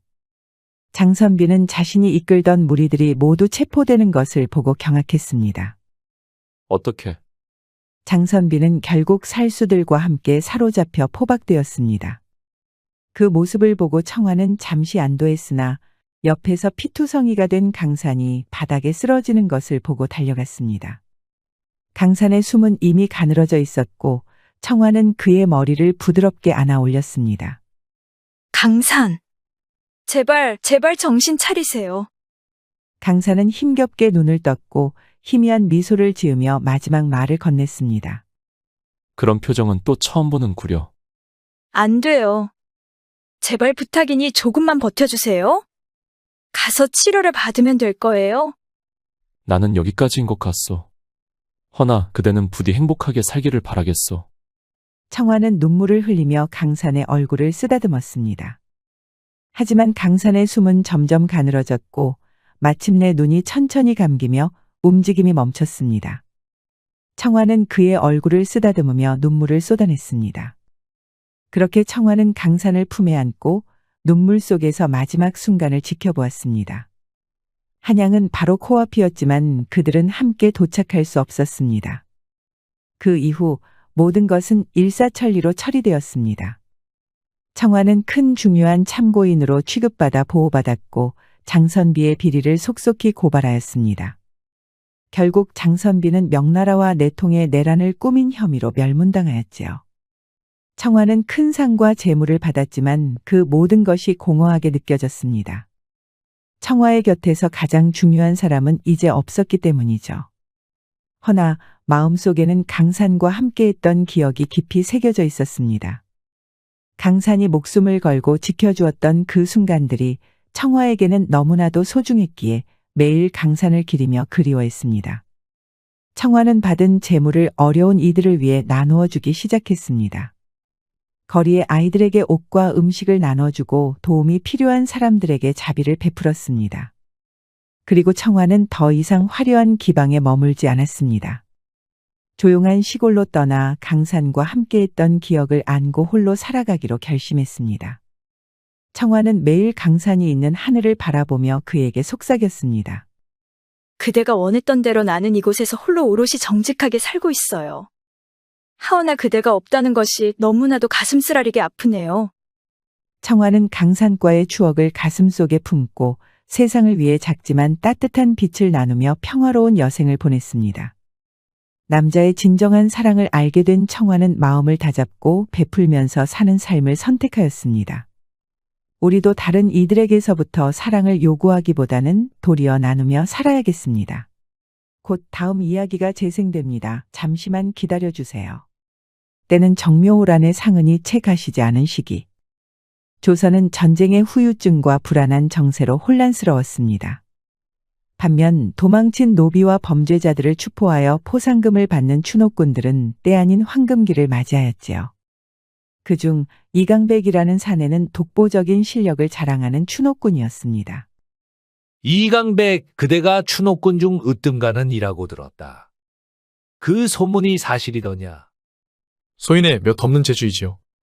강백은 흙바닥에 머리를 바짝 붙이며 예를 표하였습니다. 대청마루의 근엄한 자태를 뽐내며 앉아있는 자는 병조판서 오윤탁 대감이었습니다. 그야말로 권력의 끝자락에 닿은 인물이었지요. 오대감은 아리따운 여종 수십 명에게 둘러싸여 시중을 받고 있었는데 그 모습이 명나라 황제를 연상시킬 만큼 아주 호화로웠습니다. 도망친 노비년 하나가 아주 눈에 가시다. 꼴에 칼잡이까지 고용한 데다. 영악하기 그지없어서 추적하는데 애를 먹고 있지. 상만 제대로 쳐주신다면 소인이 말끔하게 해결해드리겠나이다. 오대감은 향긋한 차를 한 모금 후루룩 들이켰습니다. 그리고 품속에서 엽전 한 뭉치를 꺼내어 강백 머리맡에 툭 하고 던졌습니다. 선수금 50냥이다. 산채로 그것을 잡아오면 200냥. 죽은 채로 데려오면 150냥을 주마. 석 달여간의 시간을 주시면 그 버릇없는 것을 끌고 와 대감 나으리 앞에 바치겠나이다. 한 달이다. 한 달 안에 찾아내거라. 사로잡으면 서신을 보내어 알리고 한강 이촌나루에서 접선하여 인도하거라. 한 달이라니. 이는 터무니없는 기한이었습니다. 허나 이강백은 추노질이라면 둘째가라면 서러운 사내였죠. 기한이 제법 촉박하지만 선수금 50냥에 성공시 200냥이면 어떻게든 해야 하는 일이었습니다. 강백은 조심스럽게 50냥을 품 안에 넣었습니다. 명을 받들겠나이다. 오대감은 웃음기 없는 얼굴로 손을 휘저었습니다. 물러가라는 의미였지요. 노련하고 눈치 빠른 강백은 공손하게 인사를 올리고 오대감 댁을 떠났습니다. 강백의 부하들도 곧바로 뒤를 따랐습니다. 셋으로 이뤄진 강백의 추노꾼들이었지요. 이들은 모두 도끼와 검, 언얼도, 활 등 흉흉한 무기를 소지하고 있었습니다. 신부는 천할지언정, 추적과 쌈박질 하나는 내로라 하는 무자비한 추노꾼들이었습니다. 개중 박쇠가 강백의 뒤에 붙더니 못생긴 상판을 잔뜩 찌푸렸습니다. 형님, 아무래도 이상합니다요. 뭐가 말이냐? 이번 의뢰 말입니다. 고장 연호비를 잡아오는데 선수금으로 50냥을 턱하니 얹어주는 거 말이오. 그 양반이 계집들을 보란 듯이 전시해놓은 꼬라지를 못 보았느냐? 필히 여색을 밝히는 자이겠지. 아니요, 그것 말고도 이상한 게 한두 개가 아닙니다. 강백은 우뚝 서더니 박쇠를 무섭게 노려보았습니다. 순간 박쇠는 움찔하면서 눈을 낮게 내리깔았습니다. 강백은 기골이 장대하여 다른 추노꾼들보다 머리 하나는 더 컸습니다. 머리카락은 대충 머리띠로 동염했지만 그럼에도 불구하고 이목구비가 뚜렷한 호남이었지요. 그런 그가 인상을 쓰면 주변 사람들을 얼어붙게 만들기 충분하였습니다. 어디 한번 말해보거라. 고작 연호비가 어찌 칼잡이를 고용하였을까요? 그리고 사로잡았으면 바로 데려오는 것이 아니라 어째서 이 촌마루로 데려오라는지 아무리 생각해도 이상합니다. 그럼 이것도 어디 한번 말해보아라. 우리 잘나신 박사님이라면 답을 알지도 모르겠지. 어디 가서 250냥어치 의뢰가 있는지 말이다. 강백의 가시돋친 대답에 박새는 진땀을 뻘뻘 흘리며 고개를 푹 숙였습니다. 죄송합니다. 제가 생각이 짧았습니다요. 에이, 박세영님. 너무 생각이 많으십니다. 위험했던 거야 항상 그랬지 않습니까? 그리고 그거 뭐 노비계집이 꿈쳐둔 종잣돈이 있어서 그걸로 칼잡이를 고용했던가 그랬겠죠. 250냥이면 저는 소똥도 먹을 수 있습니다요. 해찬이와 계시기가 끼어들어서 한마디씩 하였습니다. 허나 사실 강백도 이상하다는 것은 이미 눈치채고 있었습니다. 그럼에도 불구하고 이번 의뢰는 도무지 거절할 수 없었지요. 거절하기에는 너무나도 큰 돈이었기 때문입니다. 게다가 언제까지고 추노질로 벌어먹고 살 수 있을지 기약이 없었습니다. 본래 강백의 패거리는 대장인 강백을 제외하면 6으로 이루어져 있었습니다. 허나 마지막 의뢰에서 셋이나 목숨을 잃고 말았지요. 형제와 같던 동료들의 주검을 묻는데 그 참담한 심정은 말로 할 수 없었습니다. 추노질이 돈이 되는 일이었지만 해찬이의 말대로였습니다. 항상 생사를 넘나들어야 했습니다. 말에게 여물을 충분히 먹이고 빈틈없이 준비해라. 되는 대로 출발할 테니. 추노꾼들은 식량과 숫돌, 화살 등을 챙기며 분주하게 준비하였습니다.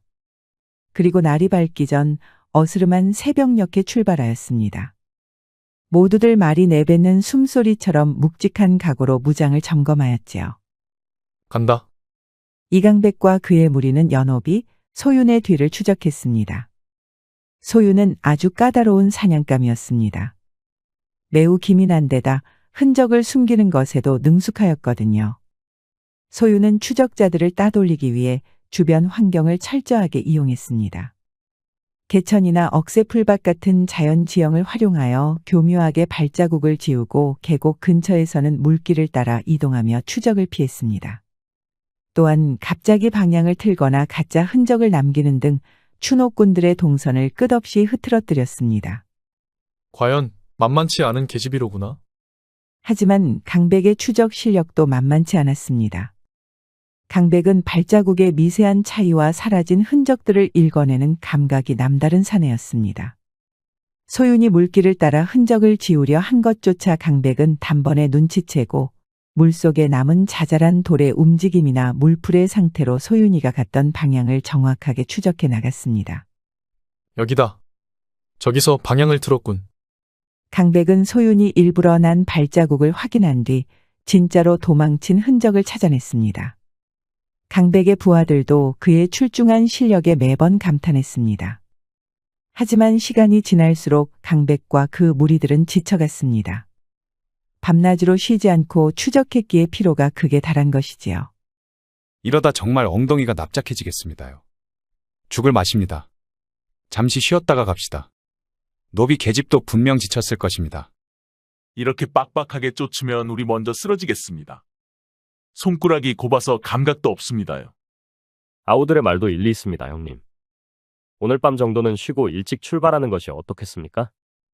강백은 아우들의 말에 쉬이 답하지 못하였습니다. 벌써 잠도 말 위에서 자며 이동한 지 일주일이 되었습니다. 모두 극한까지 도달한 상태였지요. 허나 사냥감이 쉴 때야말로 추적자는 움직여야 하는 법입니다. 이미 상대방은 며칠이나 앞선 상태일 테니까요. 형님, 불빛입니다.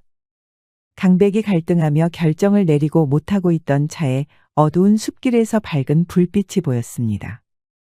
숲속 외딴 다방이었지요. 굴뚝에서 연기가 모락모락 피어오르고 있었습니다. 강백은 고개를 끄덕였습니다. 이 정도 되면 하늘의 계시로구나. 저기서 하룻밤 묵도록 하지. 강백의 결정에 아우들의 표정이 한결 밝아졌습니다. 추노꾼들은 말을 메어두고 다방 안으로 들어섰습니다. 다방은 단출하게 꾸며져 있었습니다. 낡은 목재로 만든 낮은 탁자가 중앙에 놓여 있었고 그 위엔 손때 묻은 닭이와 기름 등이 살짝 깜박이고 있었습니다. 바람에 문풍지가 살짝 흔들릴 뿐 실내는 고요했습니다. 다방 주인으로 보이는 여인이 강백과 패거리들에게 고개 숙여 인사하며 다가왔습니다. 이 깊은 밤중에 손님이라니 고생이 많으셨습니다. 술은 준비되지 않았고 차밖에 없습니다만 괜찮으시겠습니까? 차면 족하네. 방 하나 내주고 차나 준비하게. 알겠습니다. 약소하지만 다과도 준비해드리겠습니다. 주인은 말없이 차를 준비하러 갔고 이내 방을 내주었습니다. 방은 넓지 않았습니다. 다소 허름한 목재 벽과 얇은 문풍지 그리고 자리에는 낡은 방석 몇 개가 놓여 있을 뿐이었습니다. 강백의 아우들은 긴장이 풀린 듯 한숨을 쉬며 다방의 구석구석을 살피고 있었습니다. 술이 없다니 아쉽구려. 여기서 한숨 푹 자고 가면 더 빨리 그 노비계집을 잡을 수 있을 것이외다. 어이구야, 죽겠다. 차고 뭐고 나는 그냥 잘렵니다. 강백은 별말 없이 고개를 끄덕였으나 날카로운 눈으로 다방 안을 살폈습니다. 다방에는 검은 옷을 입은 사내 1명, 쓰개치마로 얼굴을 가린 여인 1명, 그리고 여종 몇 명이었습니다. 이상한 점은 외딴 다방치고 여종의 수가 꽤 많다는 것이었지요. 게다가 여종들의 손에는 불필요할 만큼 많은 굳은 살이 박혀 있었고 발놀림이 굉장히 부드럽고 가벼웠습니다. 강백의 눈이 가늘어졌습니다. 아직 긴장을 풀지 말거라. 강백은 조심스럽게 주위를 둘러보다가 다방 주인의 의심스러운 분위기를 감지했습니다. 아무래도 이상했습니다. 외딴 숲속의 다방. 그리고 다방 안에 풍기는 묘한 긴장감. 강백은 천천히 걸으며 일부러 탁자의 다리를 부딪혔습니다. 그러자 놓인 닭이가 흔들려서 찬잔 하나가 떨어졌지요. 그 순간 앉아있던 남자가 재빠르게 찻잔을 붙잡았습니다. 손놀림이 보통이 아니었습니다. 강백은 웃으면서 고개를 숙였습니다. 미안하구려. 실수였네. 됐네. 조심하시게. 강백은 다시 조용히 자리로 돌아가 앉았습니다. 그리고 가볍게 탁자를 톡톡 두들겼지요. 이에 아우들이 의문스러운 눈으로 강백을 바라봤습니다. 아무래도 우리가 제대로 찾아온 것 같다. 그게 무슨 뜻이오, 형님? 노비 계집이 여기에 있다. 노비 계집 소윤 말이요. 쉿, 목소리를 크게 내지 말거라. 그렇게 강백이 아우들에게 낮게 말하는 사이 여종이 차를 들고 조용히 다가왔습니다. 발걸음이 소리 없이 다가와서 천하의 추노꾼들도 당황했습니다. 차 나왔습니다. 여종은 감정이 읽히지 않는 얼굴로 찻잔과 주전자를 탁자에 올렸습니다. 그때 흔들리는 촛불빛으로 여종의 관자놀이에 식은땀 한 방울이 흘러내리는 것을 강백은 보고야 말았습니다. 실례하오만 내 의심이 많은 사람이라 그런데 그 차, 자네가 먼저 한 모금 마셔보구려. 예. 제가 어찌 손에게 대접하는 차에 입을 대겠사옵니까? 나 같은 미천한 추노꾼에게 대접이라니. 아니면 그래, 차에 뭐라도 탔나? 강백이 날카로운 눈으로 여종을 노려보았습니다. 그러자 여종의 움직임이 일순 얼어붙은 것처럼 굳었습니다. 여종은 강백의 말에 당황한 기색이 역력했지만 억지로 미소를 지으며 찻잔을 들었습니다. 그럴 리가요. 알겠습니다. 그러면 제가 먼저 마시지요. 여종은 서서히 찻잔을 들어 입술에 가까이 댔습니다. 허나 그 순간 손이 멈췄습니다. 그리고 여종은 눈빛을 바꾸며 찻잔을 던지고 대신 품속에서 날카로운 단도를 꺼내 강백을 향해 내리찍었습니다. 그러나 강백은 이미 그녀의 움직임을 예측하고 있었습니다. 강백은 몸을 젖혀서 재빨리 피하고 발로 탁자를 차서 여종을 넘어뜨렸지요. 기습이다. 여종이 넘어지자 다방 안에 있던 사람들이 일제히 칼을 뽑아들어 추노꾼들을 향해 달려들었습니다. 방금 전 차잔을 잡았던 사내는 가장 먼저 칼을 빼들어 강백에게 휘둘렀지요. 강백의 예상대로였습니다. 소연이 고용한 칼잡이 사내가 분명했습니다. 형님, 적들이 너무 많습니다요. 저 스게치마를 쓴 계집이 소연이다. 먼저 잡아서 활로를 뚫자. 순식간에 다방은 아비규환이 되었습니다. 고성이 오가고 칼날이 번뜩이며 좁은 공간에서 추노꾼들과 소연의 패거리들 간의 칼부림이 벌어졌지요. 소연은 스게치마를 벗어 던지고 몸을 움츠려 빠져나가려 했습니다. 이놈! 아가씨는 못 데려간다. 비켜라. 강백은 눈앞에 칼잡이와 정신없이 검격을 주고받았습니다. 보통이 아닌 솜씨였습니다. 공방에 빈틈이 없고 자로 잰 듯한 검격이 소름 끼쳤습니다. 천하의 강백도 진땀을 흘려야 했지요.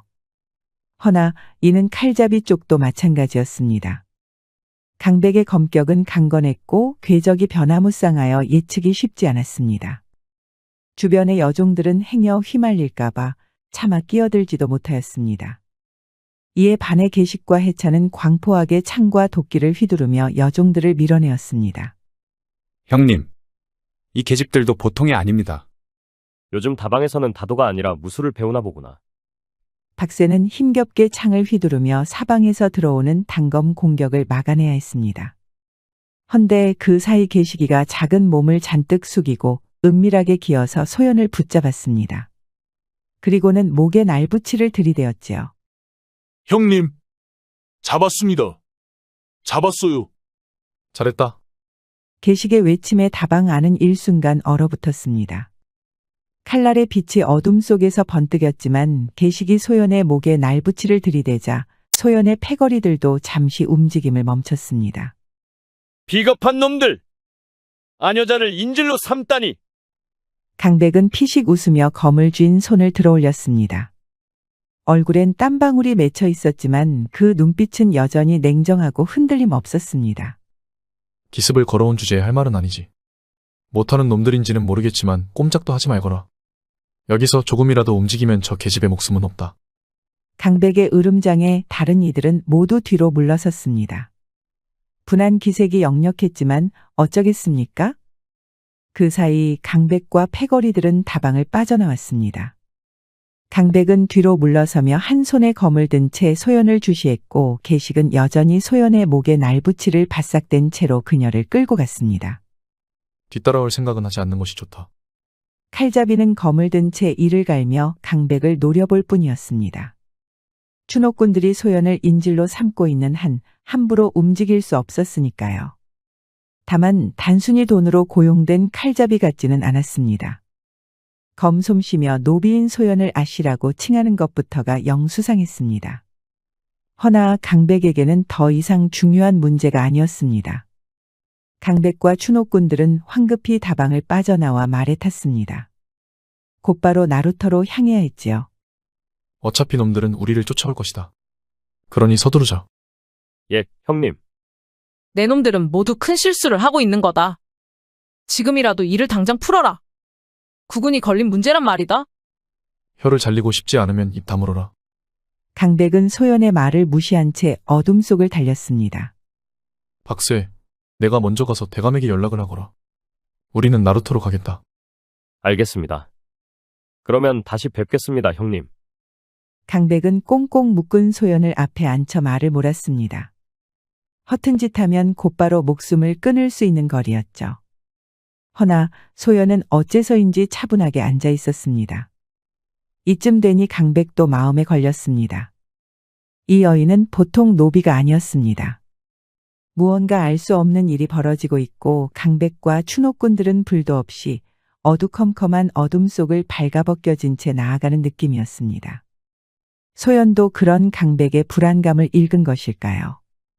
돌연 소연이 차분한 목소리로 입을 열었습니다. 그 다방의 여종들은 모두 다 모였다. 다모는 여인들로 구성된 밀정들을 일컫었습니다. 범죄자나 중요 인물을 추적하고 감시하는 정부의 관비들이지요. 강백은 추노꾼으로서 다모의 존재에 대해 익히 알고 있었습니다. 그래서 뭐 어쩌라는 말이냐? 말인즉슨 내 놈들은 지금 큰 실수를 하고 있다는 것이지. 관심 없다. 우리들은 돈만 받으면 된다. 부디 그 목숨값이 두둑하기를 빈다. 두둑하지. 우리 같은 천출들이라면 상상도 못할 액수다. 강백의 말에 소연은 고개를 돌렸습니다. 소연의 눈은 슬픔과 분노로 번뜩였습니다. 오대감은 역모를 꾸미고 있다. 소연의 말에 천하의 강백도 입을 다물었습니다. 더 듣고 싶지 않았습니다. 하지만 한편으로는 어떤 상황인지 알고 싶기도 했습니다. 허나 여기서 더 듣는다면 정말 돌아올 수 없는 길을 건너는 것 같았습니다. 그런 복잡한 심정에 이어서 하는 소연의 입을 다물게 만들 수 없었습니다. 그자는 청나라와 손을 잡고 군산항에 청나라의 대형 화포를 들여오고 있다. 이를 통해 한양의 성문을 뚫고 왕좌를 차지하려 한다. 난 그 사실을 눈치채서 다모들에게 알려 의금부도사 허윤석 대감에게 전달하려 했다. 거짓말. 노비 주제에 거창한 망상을 하는구나. 나는 본래 강원숙 정승의 여식이었다. 오대감의 모함으로 멸문당하여 이렇게 노비가 된 게지. 허대감과는 가문이 멀쩡하던 시기에 연줄이 있다. 강백의 경험상 도망자들은 항상 살기 위해 헛소리를 늘어놓는 경우가 많았습니다. 헌데 소연과는 달랐습니다. 왜냐하면 소연의 말은 들으면 들을수록 의혹들의 빈 부분이 하나씩 채워져 갔기 때문입니다. 그래서 옛 경호원이었던 창훈과 함께 빠져나와 다모에게 사실을 알리려 했다. 헌데 그 찰나에 내 놈들이 들이닥쳐서 모두 엉망이 되었다. 이제 사태의 심각성을 알겠느냐? 그 말이 설령 진실이라 할지라도 내 결정에는 변함이 없다. 국군이 권력권을 아직도 그깟 사사로운 돈에 집착하느냐? 조선이 우리들에게 해준 게 뭐가 있단 말이냐? 더러운 핏줄을 타고 태어나 이 나라는 내게 준 것은 모진 매질 뿐이었다. 그래, 망할 테면 망하라지. 망한다면 내 가장 크게 비웃어주리라. 강백은 어느새 평소와 달리 잔뜩 성이 나서 증오를 내뱉었습니다. 이에 반해 소연은 그런 강백을 동정하는 듯 슬프게 가라앉았지요. 천출에게도 나라는 있어야 하는 법이다.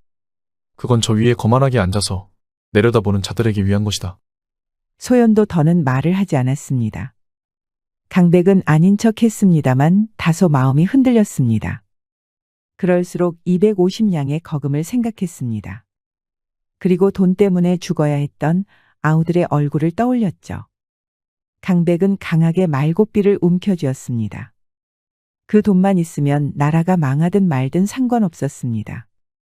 말발굽 소리가 밤의 고요를 깼고 강백과 추노꾼 무리는 마침내 약속 장소인 나루터에 도착했습니다. 흐릿한 달빛 아래 한강의 잔잔한 물결이 소리 없이 흘렀습니다. 물가에는 이미 몇 명의 사내들이 배를 대고 그들을 기다리고 있었습니다. 오대감의 부하들이었지요. 박세가 제대로 소식을 전한 것이 분명했습니다. 강백은 소연을 말에서 끌어내리며 사내들을 둘러보았습니다. 그들 중 검은 의복에 삿갓을 쓴 이가 다가왔습니다. 대감께서 오래 기다리셨네. 돈은 준비되었나? 강백의 태도의 사내는 신경이 거슬린 듯 혀를 찼습니다. 그리고 말없이 손을 저었지요. 그러자 뒤에 있던 자들이 괴짝을 하나 들고 나타났습니다. 그리고 강백 앞에 열어젖혔습니다. 살아서 데려왔으니 200냥이다. 선수금까지 포함하면 250냥이지. 박세는 어디에 있느냐? 우리가 먼저 배를 타고 이동하여서 먼저 도착했다. 그 박세라는 놈도 나중에 도착하겠지. 그러면 박세가 올 때까지 기다려야겠군. 내가 방금 한 말 듣지 못하였느냐? 대감께서 오래 기다리셨다고 하였다. 오히려 화를 내는 사내의 행동에 강백은 심상치 않은 낌새를 눈치챘습니다. 바람에 흔들리는 나무 잎사귀 소리만이 나루터의 고요를 깨고 있었습니다. 그 순간 어두운 수면 너머로 또 다른 배 한 척이 천천히 다가오고 있었습니다. 이봐, 시간을 끌 필요 없다. 노비 계집을 넘기고 돈을 받아라. 그래야 너희도 무사히 돌아갈 수 있지 않겠나? 박세가 도착하지 않았으면 거래도 끝난 게 아니다. 사내는 한숨을 내쉬며 고개를 돌렸고 뒤에 있던 부하 하나가 배에서 상처투성이에 누군가를 끌고 나왔습니다. 강백의 두 눈이 커졌습니다. 그 사람은 다름 아닌 박세였기 때문입니다. 박세는 이미 숨이 끊어진 것인지 꼼짝도 하지 않았습니다. 아이고, 박세 형님. 이 자식들, 뭔 짓거리를 한 거냐? 그래, 박세는 여기 있다. 이제 됐나? 애초에 우리를 살려서 돌려보낼 생각이 없었구나. 하찮은 놈들 주제에 욕심이 과했던 게지. 돈과 박세만 넘기면 우리는 얌전히 물러나겠다. 오대감께서 명하셨다. 오늘 밤 내 놈들은 모두 죽는다. 사내의 눈빛이 싸늘하게 변했습니다. 이내 살수들이 일제히 무기를 뽑아들었습니다. 강백도 빠르게 검을 꺼내들었습니다. 박세의 모습에 계식과 해찬은 이미 광분하여 살수들에게 달려들었지요. 박세영님, 조금만 버티시오. 싸그리 담역을 따주마. 이 망할 놈들. 강백도 검을 뽑아 살수들과 맞서 싸웠습니다. 살수들의 칼날이 번뜩이자 계식이 맨 먼저 달려들었습니다. 성난 계식이가 도끼를 거칠게 휘두르며 적의 방어를 뚫으려 했지만 살수들은 유연하게 피하며 반격했습니다. 흉흉한 도끼질로 몇몇을 밀어붙였지만 이내 등 뒤에서 쏜살같이 달려든 살수의 칼이 그의 복부를 꿰뚫었습니다. 형님, 계식은 결국 무너졌습니다. 해찬 역시 분노의 차창을 휘둘렀지만 두 명의 살수에게 동시에 공격받아서 쓰러졌습니다. 해찬의 눈빛에서 분노와 절망이 뒤섞인 채로 삶의 빛이 사라져갔습니다.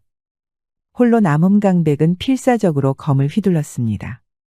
하지만 살수들의 숫자는 많았고 그들의 움직임은 한치의 흐트러짐도 없었습니다.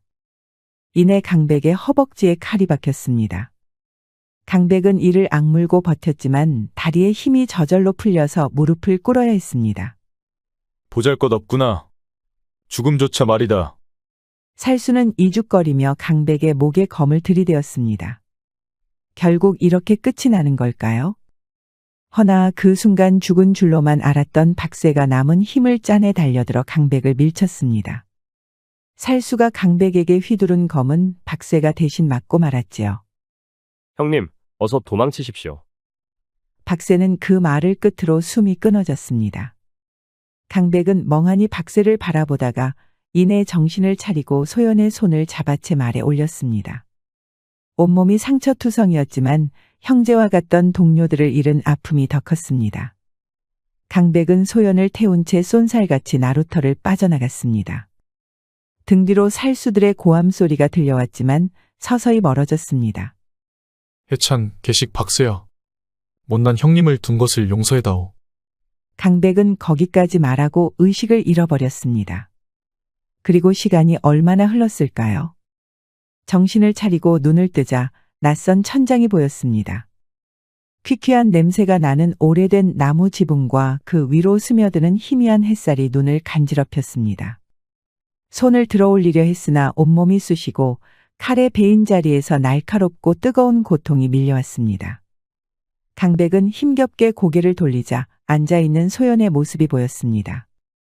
소연은 고요하게 강백의 상처를 돌보고 있었습니다. 왜 나를 살렸소? 소연은 고개를 들고 강백의 눈을 바라보았습니다. 그녀의 눈동자엔 깊은 슬픔이 서려 있었습니다. 질책하는 건가요? 질문에 대답하시오. 당신도 외톨이가 되었죠. 사실상 이미 죽은 것이나 다름없어요. 그걸 저는 누구보다도 잘 알아요. 강백은 그 말을 듣는 순간 참아왔던 감정이 터져나왔습니다. 강백은 형제와 같던 동료들이 하나둘 죽어가던 순간들이 떠올랐고 그들의 죽음이 눈앞에 아른거렸습니다. 강백은 이를 악물고 고개를 돌렸지만 결국 눈물을 주체하지 못하고 흘러내렸습니다. 다 내 탓이다. 내 탓으로 모두 죽었어. 아우들의 죽음은, 헛된 희생은 모두 다 나 때문이야. 소연은 아무 말 없이 강백의 옆에 앉아 떨리는 어깨를 어루만졌습니다. 소연은 슬픔에 잠긴 강백을 위로할 수 있는 말을 찾지 못했습니다. 강백은 오랫동안 흐느끼다가 그만 혼절해버리고 말았지요. 얼마 후 강백은 다시 깨어났습니다. 몸은 여전히 아팠지만 정신은 차분하게 가라앉아 있었습니다. 소연은 어느새 짐을 꾸리고 나갈 준비를 하고 있었습니다. 이제 어떻게 할 생각이요? 군산항으로 갈 거예요. 오대감의 역모를 막아야 해요. 강백은 그녀의 말을 듣고 몸을 일으켰습니다. 아직도 상처가 아프고 움직이기 힘들었지만 강백은 소연을 따라 짐을 챙기기 시작했습니다. 나도 같이 가겠소. 어째서죠? 형제들의 복수를 해야 하오. 그들의 넋을 기리기 위해서라도 오대감에게 그 책임을 묻겠소. 소연은 한숨을 내쉬며 강백을 바라봤습니다. 강백의 눈에는 삶에 대한 의지가 아닌 그저 복수만이 자리하고 있었습니다. 마치 지금 죽으려는 것처럼 말하는군요. 죽어도 상관없어. 이미 나는 죽은 목숨이나 다름없으니까. 어렵게 구한 목숨을 그리 쉽게 던지지 마세요. 강백은 아무런 대답을 하지 않았습니다. 강백은 말없이 소연을 바라보았고 이내 천천히 고개를 끄덕였습니다. 소연은 슬픈 눈빛을 거두며 말에 올라탔고 강백도 뒤이어 말에 오르며 조용히 군산항을 향해 나아갔습니다.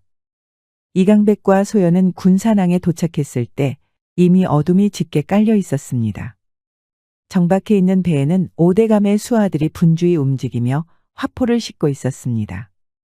배는 서늘한 바람과 함께 잔잔한 물결에 떠 있었고 그 주변에는 경비가 삼엄했습니다. 저 배에서 대포를 내릴 거예요. 어떻게 막죠? 화약이 안에 있을 거요. 잠입해서 불을 붙이면 아마 오대감 자식도 볼 수 있을 만큼 큰 불이 나겠지. 소연은 고개를 끄덕였고 둘은 어둠 속으로 몸을 숨겼습니다. 강백은 은밀하게 경비병들을 피해 배에 잠입했습니다. 소리 없이 그림자에서 그림자로 옮기는 모습은 그야말로 인류 추노꾼다웠습니다. 이윽고 강백은 어둠 속에서도 화약통의 위치를 정확히 찾아냈습니다. 이걸로 충분하겠지. 강백은 조심스럽게 화약통 주변에 불을 붙였고 불꽃이 점차 화약통에 닿자 그곳에 불길이 일기 시작했습니다. 강백은 서둘러 소연에게로 다가가며 말했습니다. 이제 빠져나갑시다. 여기 있다. 놈들을 잡아라. 허나 불을 붙였다는 것에 마음에 빈틈이 생긴 탓일까요? 경비병들이 강백과 소연을 발견하고 말았습니다. 이윽고 경비병들이 몰려들었죠. 강백은 욕짓거기를 뱉으며 검을 뽑았습니다. 내가 막아서 시간을 끌겠소. 어서 나가시오. 소연은 강백의 말에 망설이다가도 강백의 결연한 표정을 보고 말없이 빠져나가기 시작했습니다. 강백은 소연이 나가는 것을 확인한 후 몰려드는 경비병들과 싸우기 시작했습니다. 강백의 손속에 사정을 두지 않은 겁놀림에 경비병들은 비명도 지르지 못하고 쓰러졌습니다. 허나 시간이 얼마 남지 않았습니다. 불길이 점점 거세지며 폭발이 가까워지고 있었습니다. 강백은 마지막 힘을 다해 적들을 막아내면서 힘겹게 밖으로 빠져나갔습니다. 소연과 강백은 겨우 배 밖으로 빠져나왔고 이내 뒤에서 엄청난 폭발 소리가 울려 퍼졌습니다. 배가 폭발하며 불기둥이 치솟았고 그 파편들이 사방으로 튀어올랐습니다. 그러자 폭발 소리를 들은 5대감의 하수인들이 항구로 모여들었습니다. 이들은 불타는 배를 보며 분노에 찬 눈빛으로 두 사람을 노려보았습니다. 놈들을 살려두지 말라. 오냐, 오늘 형제들의 넋을 달래겠다. 강백은 최후의 싸움을 준비하며 다시 한번 검을 뽑아들었습니다. 강백은 소연과 함께였지만 사실상 혼자였습니다. 반면 5대감의 하수인들은 수십 명은 되었지요. 나루터에서 검을 나눠보면서 느낀 것이지만 이들은 결코 호락호락한 상대가 아니었습니다. 그럼에도 강백은 앞으로 돌진했습니다. 5대감의 하수인들은 그런 강백을 향해 검을 휘둘렀지만 강백은 쉬이 당해주는 인물이 아니었지요. 강백은 날아드는 수십 개의 검날을 피하며 경로의 찬 검격을 휘둘렀습니다. 한 번 휘두를 때마다 두어 명이 끊어지는 비명을 지르며 바닥에 쓰러졌습니다. 강백도 멀쩡하지는 않았습니다. 상처가 채 아물지 않았기 때문에 금방 의복은 붉게 물들었지요. 적들의 인정사정 없는 공격에 새로운 상처가 계속해서 생겨났습니다. 와라. 와서 날 죽여봐라. 나 이강백이 여기 있다. 강백은 미친 것처럼 소리 지르며 검을 휘둘렀고 그 흉포한 기세에 하수인들도 겁을 집어먹고 쉬이 달려들지 못했습니다. 그러자 박쇠의 목숨을 끊었던 살수가 앞으로 걸어 나왔습니다. 추노꾼 주제에 실력이 제법이로구나. 허나 그 명성도 여기까지다. 입만 살아서 나불거리는구나. 덤벼라. 강백의 도발에 살수는 두 자루의 검을 빙글 돌렸습니다. 그리고 순식간에 5번이나 휘둘렀지요. 강백의 목과 겨드랑이, 허벅지 등 급소만 노린 난격이었습니다. 이를 지켜보는 이들은 살수의 재빠른 공격을 제대로 알아볼 수조차 없었지요. 그럼에도 강백은 이를 빠르게 쳐내며 도리어 깊게 검을 찔러 넣었습니다. 살수의 안면을 노린 매서운 찌르기. 그러나 찌르기는 살수의 뺨을 베었을 뿐이었습니다. 둘은 한 합으로 서로의 역량을 파악했습니다. 살수는 강백은 변화무쌍한 검법을 지녔으며 그 심지 또한 단단하다는 것을 인정해야 했지요. 둘은 매섭게 서로를 노려보았습니다. 그리고 다시 누가 먼저라 할 거 없이 달려들어 검을 휘둘렀습니다.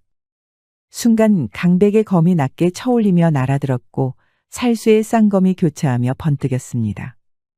검과 검은 부딪히는 일은 없었습니다. 누구 하나가 공격에 적중했으나 워낙 날카롭게 베어 넘긴 탓에 곁에서 지켜보는 이들도 숨죽이고 지켜보아야 했지요. 강백은 가쁜 숨을 몰아쉬며 서 있었고 뒤쪽에서 살수가 미세하게 몸을 흔들었습니다. 잠시의 침묵이 흐른 후 결국 살수가 무너져 내렸습니다. 강백의 마지막 일격이 살수의 허리부터 어깨까지 깊게 베어버린 것이죠. 살수는 끝내 숨을 거두고 말았습니다. 강백은 돌아보지도 못하고 천천히 무릎을 꿇었습니다. 살수의 마지막 공격도 강백의 몸에 깊은 상처를 남겼기 때문이죠. 강백은 손에 쥔 검을 힘없이 바닥에 내려놓으며 싸움이 끝났음을 직감했습니다. 박세, 해찬, 계시가. 형님도 곧 따라가마.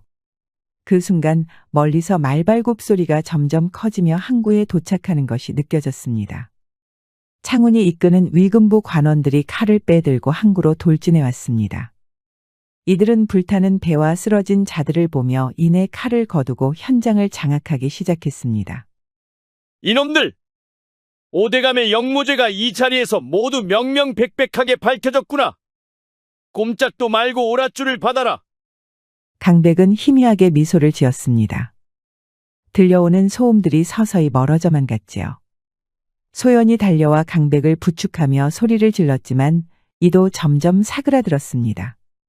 그 사이 이금부 관원들이 몰려와 남은 하수인들을 체포했고 불길 속에서 살아남은 자들은 모두 결박되었습니다. 이강백, 그대가 이겼어요. 그리고 우리가 막아냈습니다. 강백은 소연의 말을 들으며 서서히 눈을 감았습니다. 강백의 얼굴엔 피로함과 고통이 서려 있었지만 이제 더는 싸울 이유가 없다는 안도감도 함께 떠올랐습니다. 강백은 힘겹게 한숨을 내쉬며 다시 의식을 잃었습니다. 아침 햇살이 부드럽게 침소 안을 비추자 강백은 서서히 눈을 떴습니다. 천천히 눈을 깜빡이며 낯선 천장을 바라보던 그 순간 바깥에서 누군가 서둘러 문을 열고 들어왔습니다. 하인이었습니다. 아이고야, 깨어나셨군요. 소연 마님을 모셔오겠습니다. 하인은 곧바로 밖으로 달려나갔고 잠시 후 소연이 급하게 방으로 들어왔습니다. 소연의 두 눈은 눈물이 그렁그렁했습니다. 강백, 드디어 깨어났군요. 죽은 줄만 알았어요. 어떻게 되었어? 많은 일이 있었지요. 오대감은 영모죄로 잡혀갔고 그가 꾸미던 모든 음모가 드러났어요. 당신 덕분이에요. 그리고 저 역시 억울했던 사연이 밝혀졌어요. 제 가문의 명예도 회복됐고 지위도 모두 복권되었어요. 강백은 잠시 침묵하며 소연의 말을 들었습니다. 모든 것이 끝났다는 사실에 안도감이 밀려왔지만 그의 마음속에는 여전히 혼란이 자리하고 있었습니다. 당신도 이번 일에서 큰 공을 세웠으니 면천되었습니다. 이제 더는 천한 신분이 아니에요. 함께 있어요, 강백. 이제는 당신도 자유예요. 우리 함께 새로운 삶을 시작해요. 나는 평생 천한 신분으로 살았소.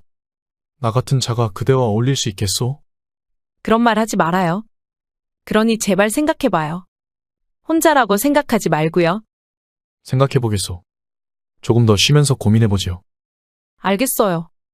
충분히 쉬고 나서 답을 주세요. 저는 언제나 당신을 기다릴게요. 소연은 자리에서 일어나 강백에게 미소를 지으며 방을 나섰습니다. 그리고는 조용히 문을 닫고 나갔습니다. 그러나 잠시 후 소연이 다시 돌아왔을 때 방 안은 텅 비어 있었습니다. 강백은 이미 떠나 있었고 그가 항상 가지고 다니던 팔찌가 침상 위에 놓여 있었습니다. 소연은 그 팔찌를 조심스럽게 집어들고 잠시 그것을 바라보며 고요히 눈을 감았습니다. 소연의 마음속에는 강백에 대한 복잡한 감정들이 소용돌이처럼 떠올랐지만 이를 소중히 가슴속에 품었습니다. 소연은 아련한 눈빛으로 창밖을 바라보며 강백이 어딘가에서 자유롭게 살아갈 것이라 믿었습니다. 침소를 비추는 따뜻한 햇살 아래 소연은 강백이 남긴 팔찌를 손에 꼭 쥐었습니다. 사람이란 때로는 소중한 것을 지키기 위해 무모한 결단을 내리기도 하지요. 강백은 그 대가로 형제와 같은 동생들을 모두 잃었습니다. 이러한 결과는 가슴 아프지만 때로 우리는 아픔을 교훈 삼아 밝은 미래로 나아가야겠지요. 우리 이야기가 여러분들에게 조금이나마 재미를 선사할 수 있기를 바랍니다. 다른 재미있는 영상도 많으니 즐겁게 봐주세요. 그럼 여러분 모두 행복하고 즐거운 시간 되세요.